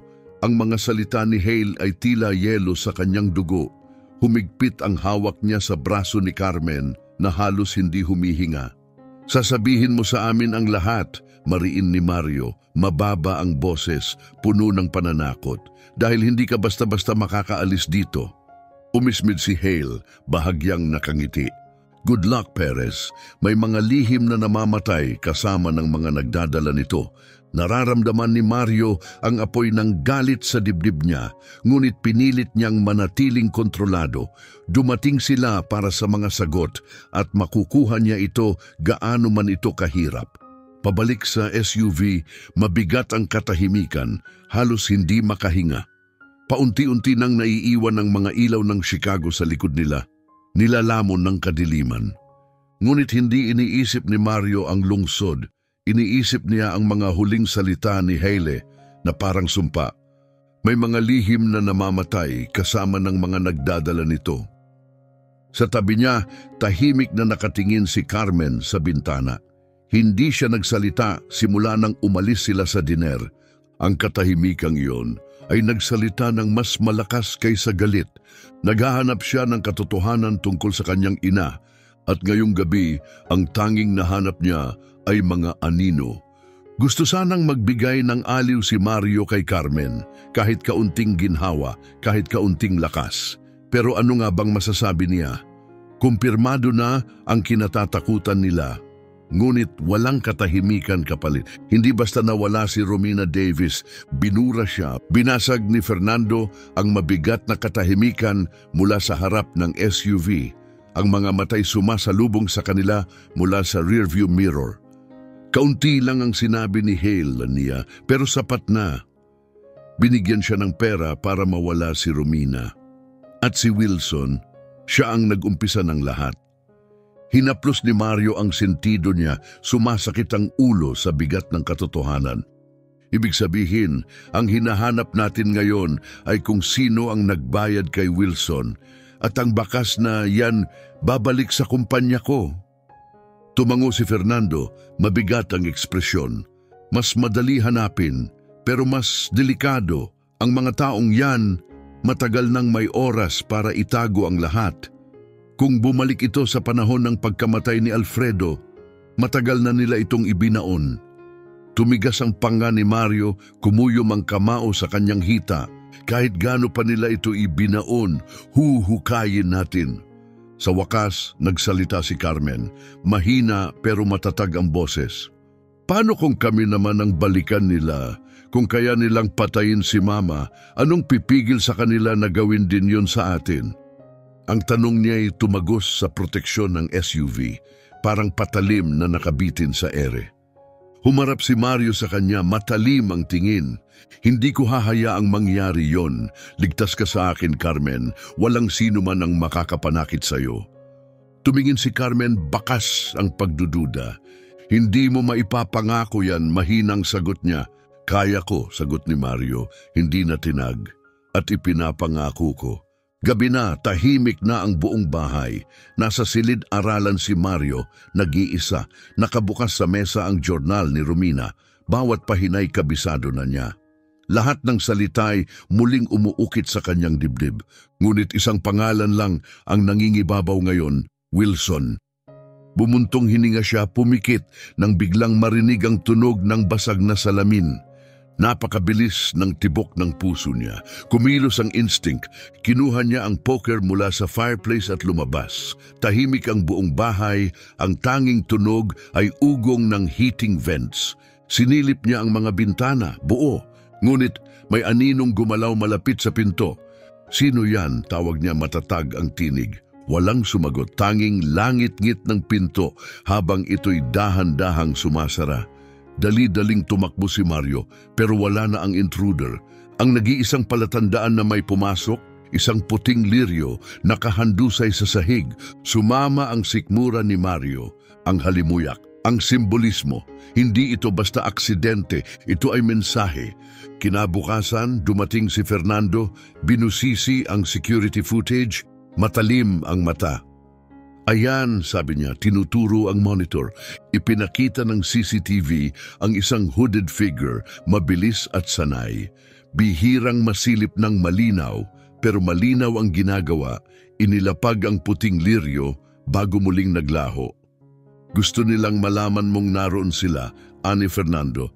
Hindi ito random, isa itong babala. Tumigas ang panga ni Mario. Alam nilang malapit na tayo, ginigiba nila ang kumpiyansa natin. Tumango si Fernando. Kung totoo ang sinabi ni Hale, ayaw ng mga yon na mabunyag ang katotohanan. Hindi ito magandang palatandaan, ani Carmen mula sa pintuan. Nakasalubong ang braso, balot ng sweater. Alam nila kung nasaan tayo, kaya nilang pumasok kailan nila gusto. Lumapit si Mario, marahang hinawakan ang balikat niya. Papalakasin natin ang seguridad, hindi na sila makakapasok muli. Tumingin si Carmen, mariin ang tinig. Kung ganon, unahan na natin sila bago nila tayo maunahan. Tumango si Mario. Oo, pero kailangang matalino tayo. Dahan-dahan nating gibain ang itinago nila, piraso-piraso, bato-bato. Maya-maya bumalik si Fernando na may bagong lead. May nahanap akong mga transaksyon na ginawa ni Wilson bago siya nawala. Sabi niya, inilapag ang folder. Isa sa kanila, malaking halaga, ipinadala kay Alberto Hale. Konektado sa isang proyekto ng kumpanya. Pero burado na ang file. Burado, kunot noong tanong ni Mario. Anong proyekto? Yan ang problema, sagot ni Fernando. Hindi lang tinanggal, tinago. May na-recover akong fragment. Inilapit niya kay Mario, isang phrase ang tumambad, Project Solas. Sa gilid, H.W. Henry Wilson, bulong ni Mario. Siya ang namuno. Tumango si Fernando. At kung kasangkot din si Hale, malamang may kinalaman ito kay Romina. Kailangan nating malaman kung ano talaga ang Project Solas, ani Mario. At kung ano ang tinatago nila. Kinabukasan, tumawag si Mario ng emergency meeting sa board ng Perez Industries. Nasa ulo siya ng mesa, kaharap ang mga dating kaalyado. Ngayon, lahat ay may bahid ng hinala. Tinawag ko kayo para sa katotohanan, matalim niyang panimula. 13 taon na ang nakalipas, inilunsad ang Project Solas. Gusto kong malaman kung sino ang nag-aproba nito at para saan ito. Tahimik, parang usok ang tensyon sa silid. Nagkatinginan ng ilan, walang nagsalita. Tumigil ang mata ni Mario kay Reynaldo Denton, dating Chief Financial Officer. Reynaldo, marin niyang tawag, ikaw ang namahala sa budget noon. Anong alam mo? Naglinis ng lalamunan si Reynaldo, hindi tumingin sa mata ni Mario. Discretionary project, si Wilson ang naghawak, wala ako sa detalye. Napaka-kumbinyente, malamig na sagot ni Mario, pero kulang yan. Tumingin siya sa buong mesa. Kung may alam kayo tungkol sa Project Solas, ito na ang tamang oras. Dahil kahit makipagtulungan kayo o hindi, malalaman ko ang totoo. Walang sumagot, pero nakita niya ang mga senyales, kaba sa mukha, mga matang umiiwas, mga kamay na di mapakali. At sapat na iyon para kay Mario. May isang tao sa boardroom na alam ang higit sa ipinapakita nila. Bumaba ang boses ni Mario, mababa, puno ng banta. Ito na ang pagkakataon niyong magsabi ng totoo, aniya, pinasadahan ng tingin ng buong silid. Dahil kapag nalaman kong may kinalaman kayo sa nangyari kay Romina Davis, pagsisisihan niyong hindi kayo nagsalita ngayon pa lang. Tahimik pa rin ang lahat pero ang takot ay kapansin-pansin sa paninigas ng mga balikat, sa mabilis na sulyapan at sa mga nanginginig na kamay. Umupo ng diretso si Mario, walang mabasa sa kanyang mukha. Tapos na ang pagpupulong, anya patag, at ituring niyo na itong huling babala. Isa-isa, tahimik at masikip ang hakbang, lumabas ang mga board members. Naiwan si Mario na natiling nakaupo, sumasabog ang isipan sa dami ng iniisip. Malapit na siya, ramdam niya. Ngunit habang papalapit siya sa katotohanan, lalong nagiging mapanganib ang bawat hakbang. Wala nang atrasan. Kinagabihan nakaupo si Mario sa kanyang silid-aralan. Ramdam ang bigat ng mga nagdaang linggo. Parang bakal na nakapatong sa kanyang dibdib. Perez Industries, ang sarili niyang pinaghirapang itayo, ngayon ay nasa sentro ng isang sabwatan puno ng lihim, pagtataksil, at ng isang babaeng bigla na lang nawala. Nasa kabilang panig ng silid si Carmen, nakakulubong sa sofa, hawak ang journal ni Romina. Tanging tunog ang marahang kaluskos ng papel. Hindi pa rin siya gaanong nagsasalita mula sa board meeting, pero alam ni Mario ang mga banta, kasinungalingan at katahimikan ay sinusundan rin siya. May ipinadala si Fernando na bagong batch ng dokumento. Karamihan ay ingay lang, wakas na sabi ni Mario, pero may isang bagay na tumatak. Tumingin si Carmen, interesado pero pagod. Ano yon? Kinuha ni Mario ang isang lumang papel mula sa tumpok. Partial record. Galing pa nung araw, kinukumpirma na si Wilson ang nag-aproba sa Project Solas. Pero tingnan mo to. Itinuro niya ang nakasulat sa ibaba, File 3478, Restricted Access. Lumapit si Carmen. Anong ibig sabihin niyan? May file, paliwanag ni Mario. Internal, dito nakalagay lahat ng detalye ng Solas. Pero ngayon, burado, na walang parang bula. Burado lang? Tanong ni Carmen. Hindi lang basta tinanggal, mariin na sagot ni Mario. Inubos, walang backup, walang bakas. Kung wala ang pahinang to, hindi natin malalaman na may file pala. Umupo si Carmen sa gilid ng mesa, nakakunot ang noo. Paano natin malalaman kung ano ang laman nito? Sumandal si Mario, nag-iisip. Bawat file, kahit restricted, may iniwang bakas. Kung mahanap natin ang access logs, malalaman natin kung sino ang huling bumukas nito.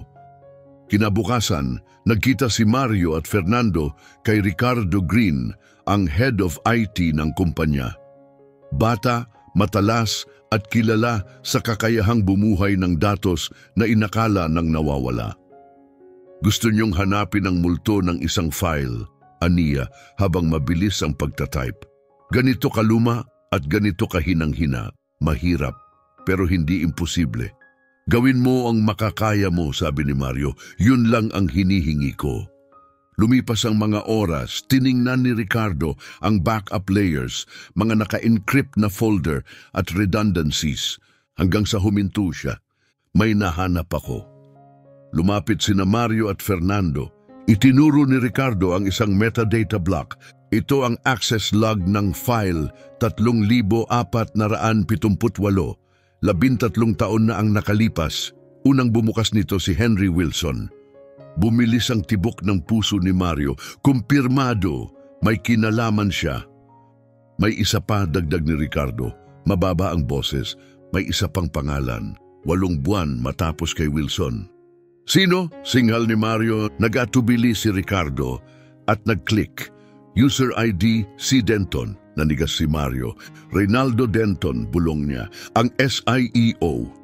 Tumaas ang kilay ni Fernando. Si Reynaldo, yung nagsabing wala siyang alam tungkol sa Solas. Tumango si Mario, mariing nakatitig. Siya mismo, hapon. Tinawag ni Mario si Reynaldo sa kanyang opisina.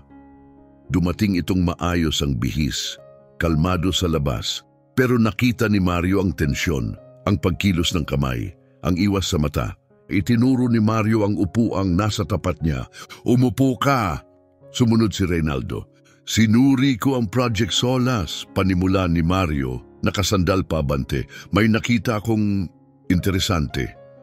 Binitawan ng sumunod na salita na parang patalim, "Pangalan mo." Nabigla si Reynaldo, mahigpit ang hawak sa sariling mga kamay. "Mario ako." "Huwag mo akong bulahin," putol ni Mario matalim. "Binuksan mo ang file 3,478 matapos si Wilson. Bakit?" Bubuka ang bibig ni Reynaldo pero walang lumabas. Bumagsak ang tingin niya sa mesa.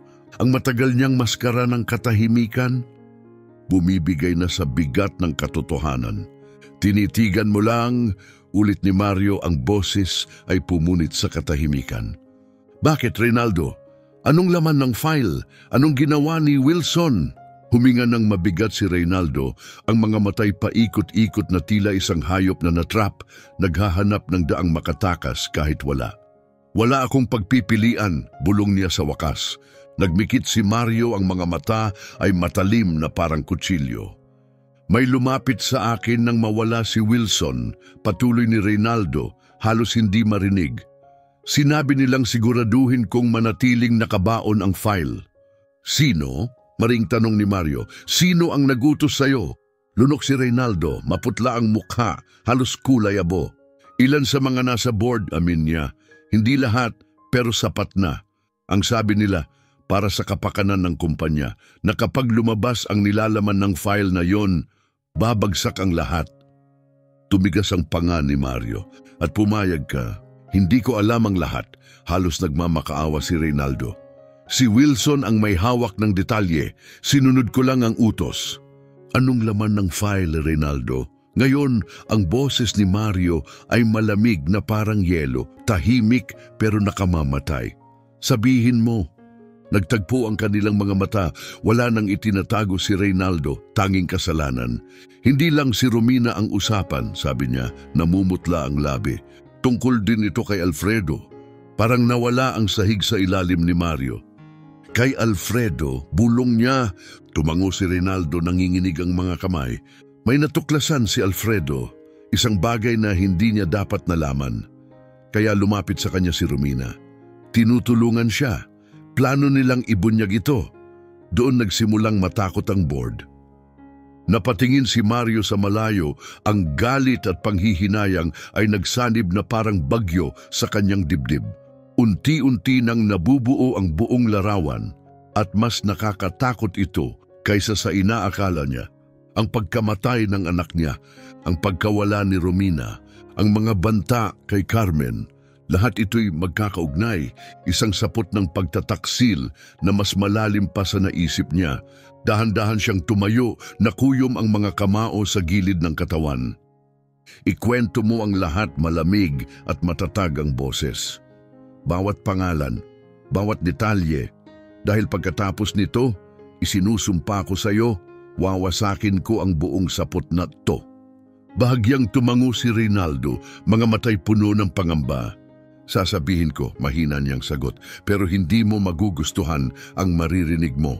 Tumigas ang panga ni Mario. Hindi ko na gusto ang kahit ano. Sa kanyang opisina, nakaupo si Mario na parang estatwa sa likod ng mesa. Ang mga kamao ay nakadiin sa makintab na kahoy. Sa tapat niya si Reynaldo Denton, tila isang taong nasa bingit ng bangin, ang balat malamig, pawis sa noo. Mabigat ang hangin sa silid. "Simulan mo na," maring sabi ni Mario. "Wala nang palusot, wala nang kasinungalingan, buong kwento." Sumulyap si Reynaldo sa bintana. Tila umaasang may pinto ng pagtakas. Pero wala. Huminga siya ng mahaba, basag na tunog at nagsimulang magsalita. 13 taon na ang nakalipas. Ang Project Solas, hindi lang tungkol kay Romina. Ito ay tungkol sa pagtakip sa nangyari kay Alfredo. Nanigas ang buong katawan ni Mario. "Anong ibig mong sabihin?" Mariin ang tono. "Namatay si Alfredo sa car crash. Aksidente yon." Umiling si Reynaldo mabagal. Hindi, Mario. Yon ang sinabi namin sa'yo. Yon ang gusto nilang paniwalaan mo. Halos maputol ang dugo sa mga daliri ni Mario sa higpit ng pagkakakapit niya sa mesa. Ipaliwanag mo! Yumuko si Reynaldo, nanginginig ang boses. May natuklasan si Alfredo, isang malaking operasyon. Si Wilson ay naglilipat ng pera sa mga offshore account, nagbibigay ng suhol sa mga opisyal ng gobyerno, naninira ng mga kakumpetensya. Malawak to, Mario, at nalaman lahat yon ni Alfredo. Sumama ang pakiramdam ni Mario at gusto niyang ibunyag ito. Kinausap niya si Wilson, binalaan niya na lalantad siya sa publiko. Huminto si Reynaldo, pero hindi nag-iisa si Wilson. Ilan sa mga nasa board, sangkot din. At nang tumanggi si Alfredo na manahimik, nagdesisyon sila. Biglang tumayo si Mario, dumagundong ang tunog ng pagkakagalaw ng silya. Ibig mong sabihin, nanginginig sa galit ang tinig, pinatay nila ang anak ko, patahimik, para protektahan ang sarili nilang kasamaan? Tumango si Reynaldo, nahihiyang tingin. Inayos nila ang aksidente. Pinlano ito ni Wilson, inaprubahan ng board. Ginawa nilang mukhang failure sa makina. Para kay Alfredo, wala nang balikan. Lumingon si Mario, hindi niya kayang tingnan si Reynaldo. Yang anak niyang si Alfredo, hindi namatay sa aksidente, pinatahimik. At ang mga responsable, kasama niyang nagkakape sa boardroom sa loob ng maraming taon. At si Romina, basag ang boses ni Mario sa bigat ng hinanakit. Anong nangyari sa kanya? Siya ang loose end, amin ni Reynaldo, mababa ang boses. Sinabi sa kanya ni Alfredo ang lahat. Pagkatapos ng aksidente, lumapit siya sa akin. Nakiusap na tulungan kong ibunyag ang totoo, pero huli na, pinatahimik na rin siya ng board.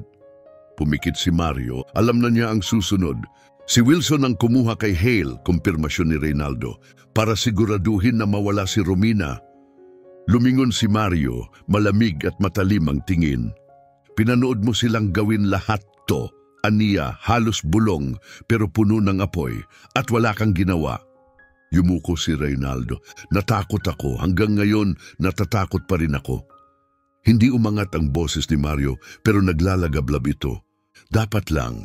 Anong ibig mong sabihin sa alagaan siya, Reynaldo? Singhal ni Mario, matalim ang boses. Pinatay ba niya si Romina? Nag-alinlangan si Reynaldo, pagkatapos ay dahan-dahang umiling. Hindi ko alam. Ang utos kay Hale ay gawin siyang mawala.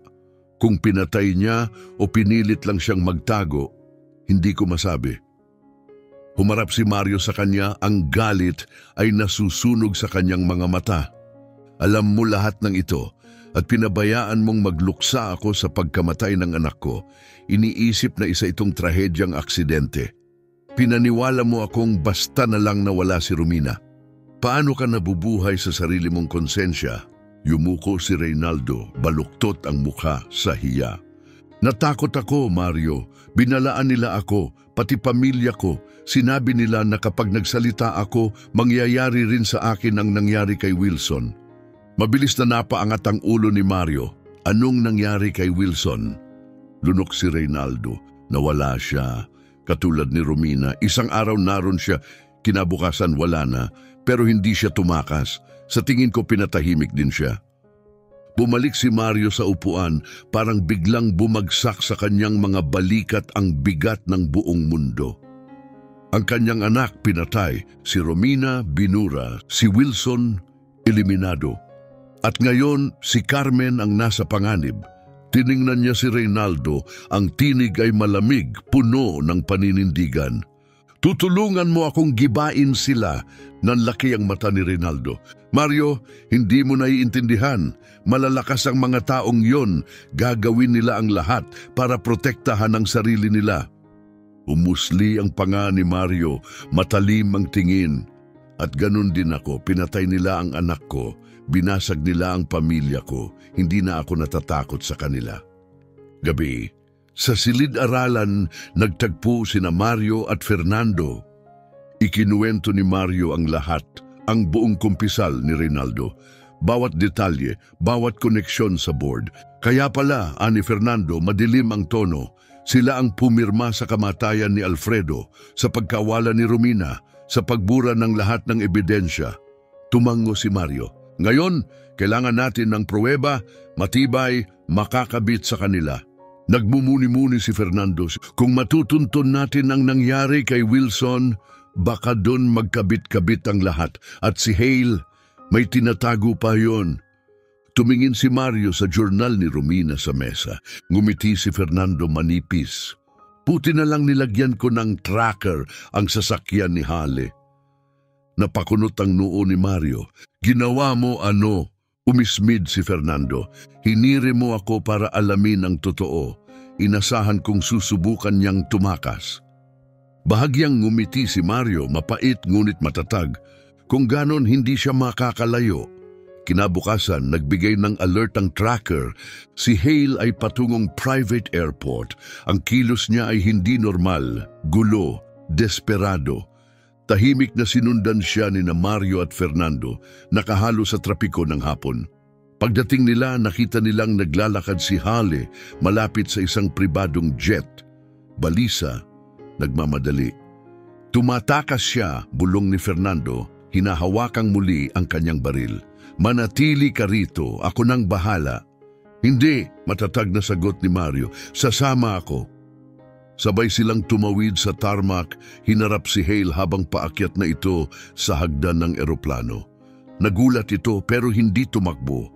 Ngumiti pa nga. Huli na kayo, kalmado ang boses ni Hale. May mga bagay na mas malaki kaysa sa inyo, Perez. Lumapit si Mario na kuyom ang mga kamao. Sasabihin mo sa akin ang lahat dito, ngayon, tumawa si Hale. Akala mo ikaw ang una, sinubukan din ni Romina, tingnan mo kung saan siya napunta. Nagngit-ngit si Mario.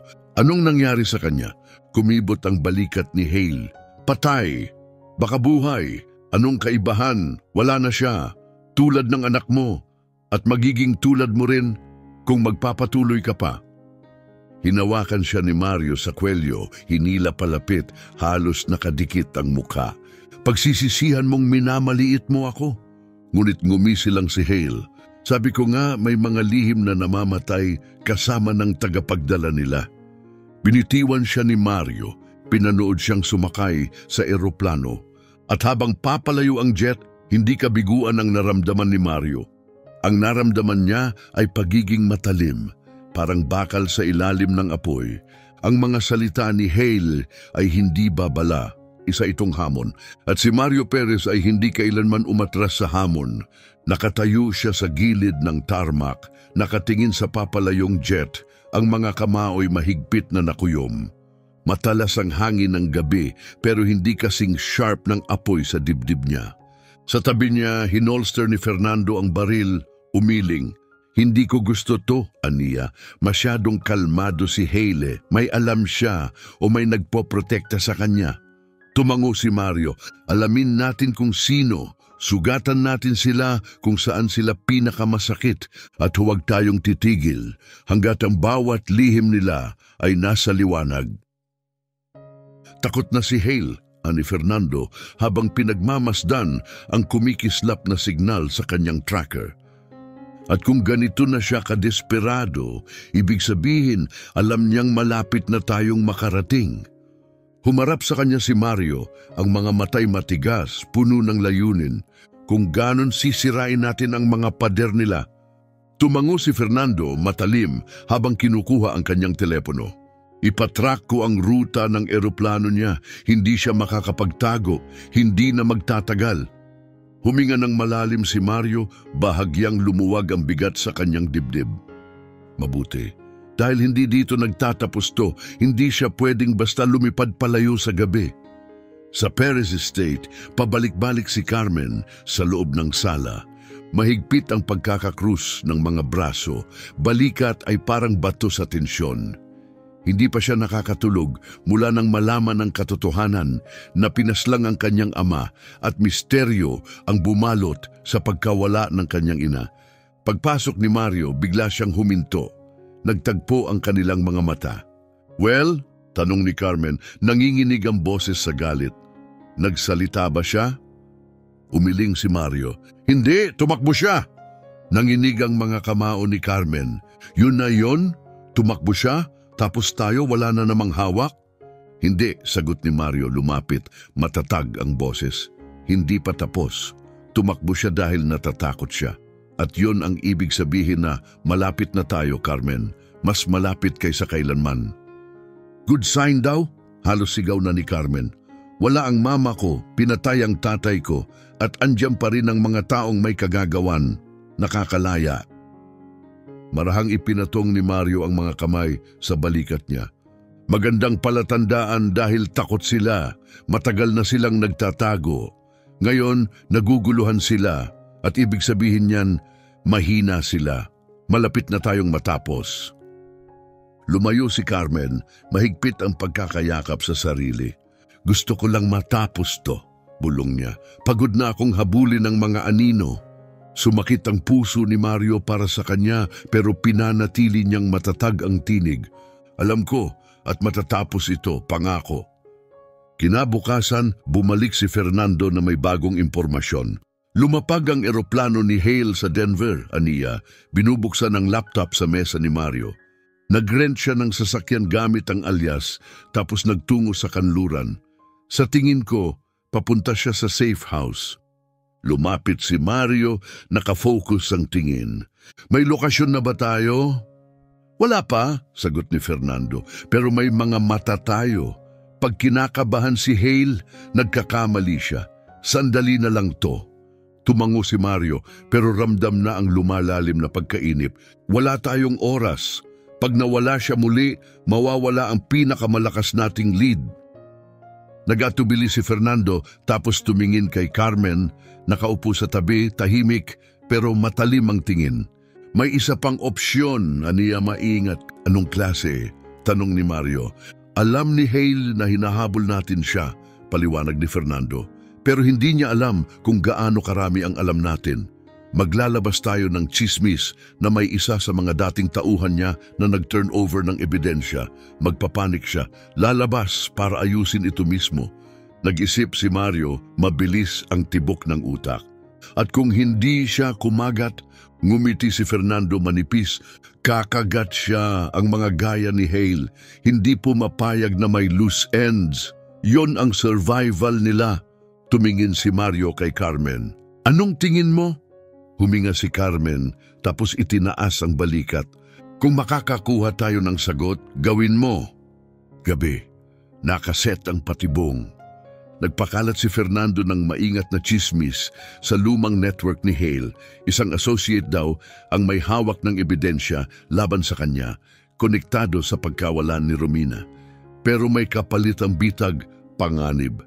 Nasa silid-aralan sina Mario at Carmen habang binabantayan ni Fernando ang feed sa laptop. Bughaw ang liwanag sa mukha niya, mabagal ang oras, tahimik ang paligid. Pagkatapos ng hating gabi, tumunog ang telepono ni Fernando. Kumagat siya, anya, seryoso ang tingin. Tumatawag siya, tinatangkang i-verify ang chismis na bahala siya. Agad tumayo si Mario, ramdam ang adrenaline. Nasaan siya? Ipinakita ni Fernando ang mapa. May pulang tuldok na tumibok sa isang liblib na lugar sa kabundukan. Cabin sa Rockies. Walang signal, walang kapitbahay, walang CCTV. Kung naroon siya, nagtatago siya. At hindi niya inaasahang may dadating. Tumigas ang mukha ni Mario. Kung ganon, puntahan natin siya. Nagbabala si Fernando. Mario, hindi ito negosyong usapan. Pag na-corner siya, lalaban siya. Kailangan mong maging handa. Handa ako. Tumingin si Mario kay Carmen. Dito ka lang. Nagningas ang mga mata ni Carmen. Hindi ako aalis. Carmen, delikado. Wala akong pakialam. Putol niya, tumayo. Laban ko rin to, malayo na ang narating ko. Hindi ako manonood lang mula sa gilid. Tinitigan siya ni Mario. Sa mata ng batang babaeng ito may takot, pero mas matindi ang determinasyon. Sige, sa wakas ay sabi ni Mario, ayaw man pero matatag, pero susunod ka sa akin. Walang kaprangkahan, walang kabayanihan. Tumango si Carmen, mahigpit ang panga, ang determinasyon ay halatang halata. Sa ngayon, tahimik ang biyahe papunta sa cabin. Mabigat ang tensyon sa pagitan nila. Parang bawat milya ay dagdag sa bigat ng katotohanan. Nauna si Fernando sa convoy, may baril sa gilid, habang sina Mario at Carmen ay tahimik na sumusunod sa malamig na hangin ng bundok sa ilalim ng maputlang buwan. Pagdating nila tila walang tao ang lugar, madilim ang mga bintana, walang sasakyan, walang ingay. Tiningnan ni Fernando ang tracker. Nasa loob pa rin si Hailey, mahinang bulong niya. Lumapit silang tahimik, kumatok si Fernando ng minsan. Matigas, wala. Kumatok siyang muli, mas malakas. Hale, buksan mo ang pinto. Kailangan nating mag-usap. Tahimik pa rin. Itinaas ni Fernando ang kamay, itinaboy sina Mario at Carmen pabalik. Pagkatapos isang sipa lang, bumigay ang pinto. Sa loob, madilim at kakaiba ang katahimikan. Nanlumo si Mario habang sinusuyod ng tingin ang paligid, may tasa ng kape, kalahating puno, mga papel na nakakalat, isang upuang natumba. Naroon si Hale, pero ngayon wala na siya. Pinulot ni Carmen ang isang lukot na papel, nanginginig ang mga kamay. Mario, sabi niya, iniabot ito. Binuklat ni Mario ang papel. Halatang minadali ang pagkakasulat, huli na kayo. Hindi kayo maililigtas ng katotohanan. Kumuyom ang kamao ni Mario. Namuo ang galit sa dibdib. Tumakas na naman siya. Pero hindi na magtatagal. Ani Fernando lumapit. Nangangatog na siya. At kapag natataranta ang tao, nagkakamali. Tumango si Mario, matigas ang tono. Sundan natin ang mga bakas niya kahit saan man ito humantong. Sumama si Carmen, mahinang tinig ngunit di matitinag. Makikita natin siya at sa pagkakataong to magsasalita na siya. Habang nagre-regroup sila, parang usok ang bumalot na pagkadismaya sa silid. Mabigat ang hangin, puno ng mga tanong na walang sagot. Naglakad si Mario sa loob ng kabin, muling umaling-aungaw sa utak niya ang mensahe ni Hale. Hindi kayo maililigtas ng katotohanan, pero alam niya hindi pa sila huli, hindi pa tapos. Nasa sopa si Carmen, nakabaluktot pero hindi basag. Hindi pa huli, anya sa katahimikan, hindi pwedeng huli na tayo. Huminto si Mario, tumatakbo siya, alam niyang palapit na tayo. Pero bawat beses na malapit tayo, bigla siyang nawawala. At nawawala ang kontrol niya, ani Fernando, nagsusuri ng mga dokumentong naiwan. At ang desperado, nagkakamali. Lumapit si Carmen. May naiwan ba? Direksyon, clue. Ipinakita ni Fernando ang mga dokumento. Mga resibo, mapa, burner phones, karamihan, panggulo lang.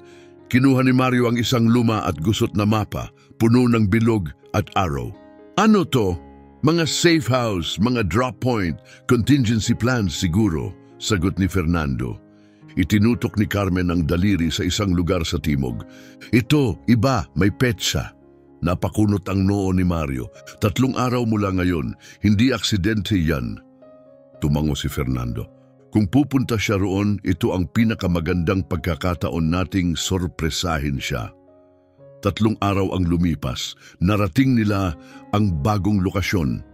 Isang kabin, malalim sa Rockies, napapalibutan ng matatayog na pine. Tahimik, masyadong tahimik. Lumapit silang dahan-dahan, handang bumunot ng armas, tahimik ang mga hakbang. Itinaas ni Fernando ang kamay. Tigil! Mula sa loob, may mahina ngunit malinaw na liwanag. Nasa loob siya, anya naghanda ng baril. Dikit lang, tahimik. Nagtungo sila sa porch. Si Fernando ay gumapang patungo sa bintana, sumilip. Tumalikod siya, seryoso ang muka. Nasa loob mag-isa. Nagkatinginan sina Mario at Carmen. Tumango si Mario. Tapusin na natin to. Mabilis na sinipa ni Fernando ang pinto. Bumigay ito, pumaloob silang mabilis.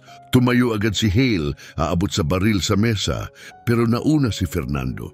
Huwag kang gagalaw, mariing sigaw. Itaas ang kamay mo.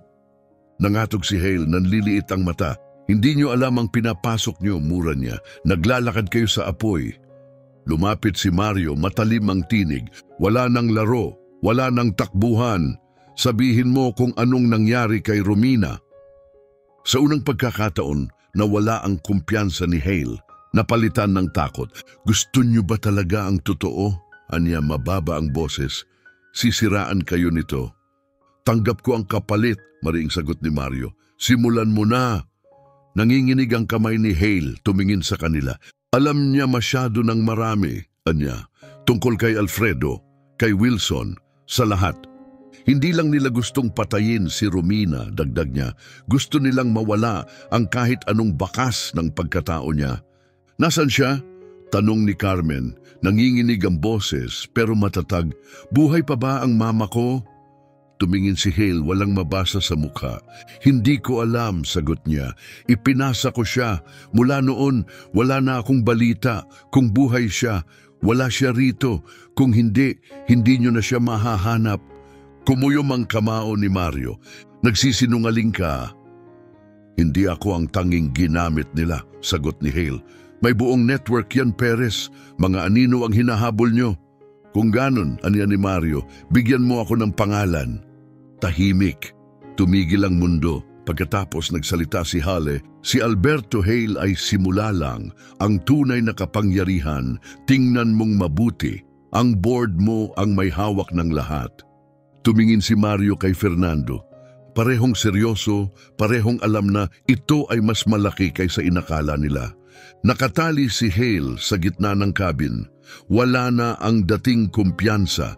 Ngayon ay isang hungkag na titig ang natira. Nakatayo si Mario sa harap niya.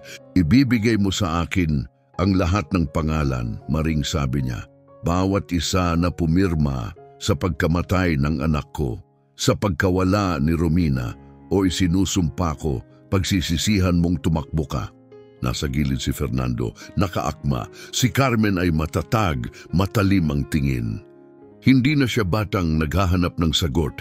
Siya ay isang taong humihingi ng hustisya. Tumawa si Hale, mapait. Akala niyo ba madadaan to sa listahan? Hindi niyo sila kilala. Hindi lang sila corrupt. Sagrado sila. Binagsak ni Mario ang kamao sa mesa. Subukan mo ako. Napapitlag si Hale pero nagtama ang kanilang mata. Sige, sabay dura ng salita. Si Denton, alam niyo na yan. Pero ang mga utak, Ricardo Aquino, Jennifer Kane, sila ang nagpapatakbo sa board sa likod ng lahat. Si Wilson, tauhan lang. Nanikip ang dibdib ni Mario, Aquino at Kane, mga pinagkakatiwalaan, mga kaalyado ng matagal na panahon. Sino pa? Tanong ni Fernando, matalim ang tono. Marami pa, ani Hale, may mapait na ngiti. Pero kahit mahuli niyo sila, kahit ibunyag niyo, ililibing nila kayo bago kayo makalapit. Lumapit si Carmen. Hindi ka makakatakas, magpapatotoo ka, sasabihin mo sa mundo ang ginawa nila. Tumawa si Hale. Magpapatotoo? Kalokohan yan, para na rin akong nagpakamatay. Mas mabuti na yon kaysa sa alternatibo, ani Fernando. Tinapik ang hawakan ng baril. Nayanig ang ngiti ni Hale, may takot. Hindi nyo naiintindihan ang pinasok nyo, bulong niya. Wala kayong ideya kung sino talaga ang mga taong yon. Hindi kumurap si Mario. Panahon na para malaman ng buong mundo. Ang mga taong yan, hindi lang sila sumisira ng buhay, babala ni Hale. Binubura nila ang mga ito, isa itong laro na hindi nyo kayang panalunan. Lumapit si Mario, ang tinig ay matalim na parang talim. Kaya nga mabuti na lang, hindi ako sumusunod sa mga patakaran nila. Sa Perez Estate, mabigat ang hanging bumalot sa buong tahanan. Nakatayo si Mario sa kanyang silid-aralan, nakatanaw sa hardin, na noon ay simbolo ng kapayapaan, ngayon ay paalala ng lahat ng nawala. Bumubulong sa isipan niya ang mga pangalan, Ricardo Aquino, Jennifer Kane, mga taong pinagkatiwalaan niya, nakatrabaho, mga taong tinanggap niya sa kanyang sariling bahay, mga taong may kinalaman sa pagpatay sa anak niya. Sa kanyang likuran, nakaupo si Carmen sa isang armchair, bukas sa kanyang kandungan ang journal ni Romina. Hindi siya gaanong nagsalita mula nang bumalik sila mula sa kabin, pero ang apoy sa kanyang mga mata ang nagsasabing hindi pa siya tapos.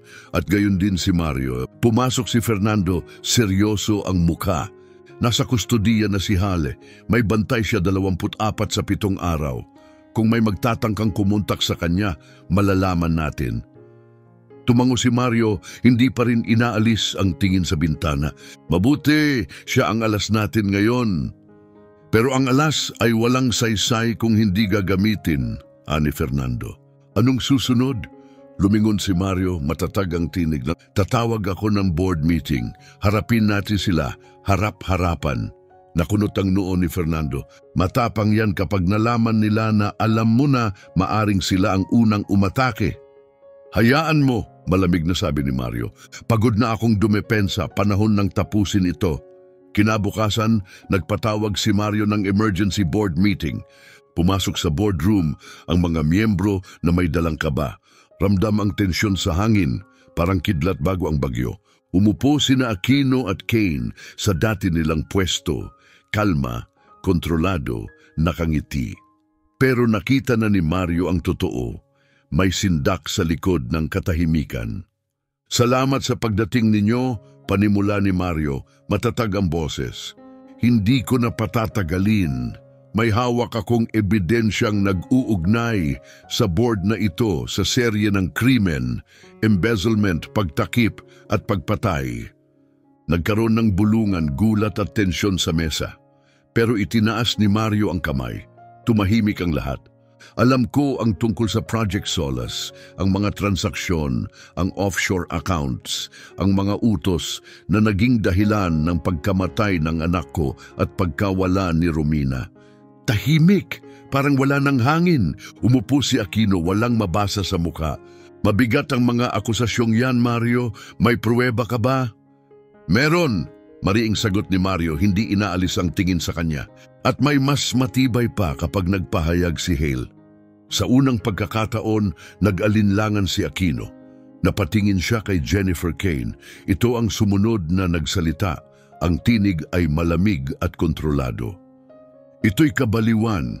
Handa kang isugal ang pangalan ng kumpanya sa mga sabi-sabi.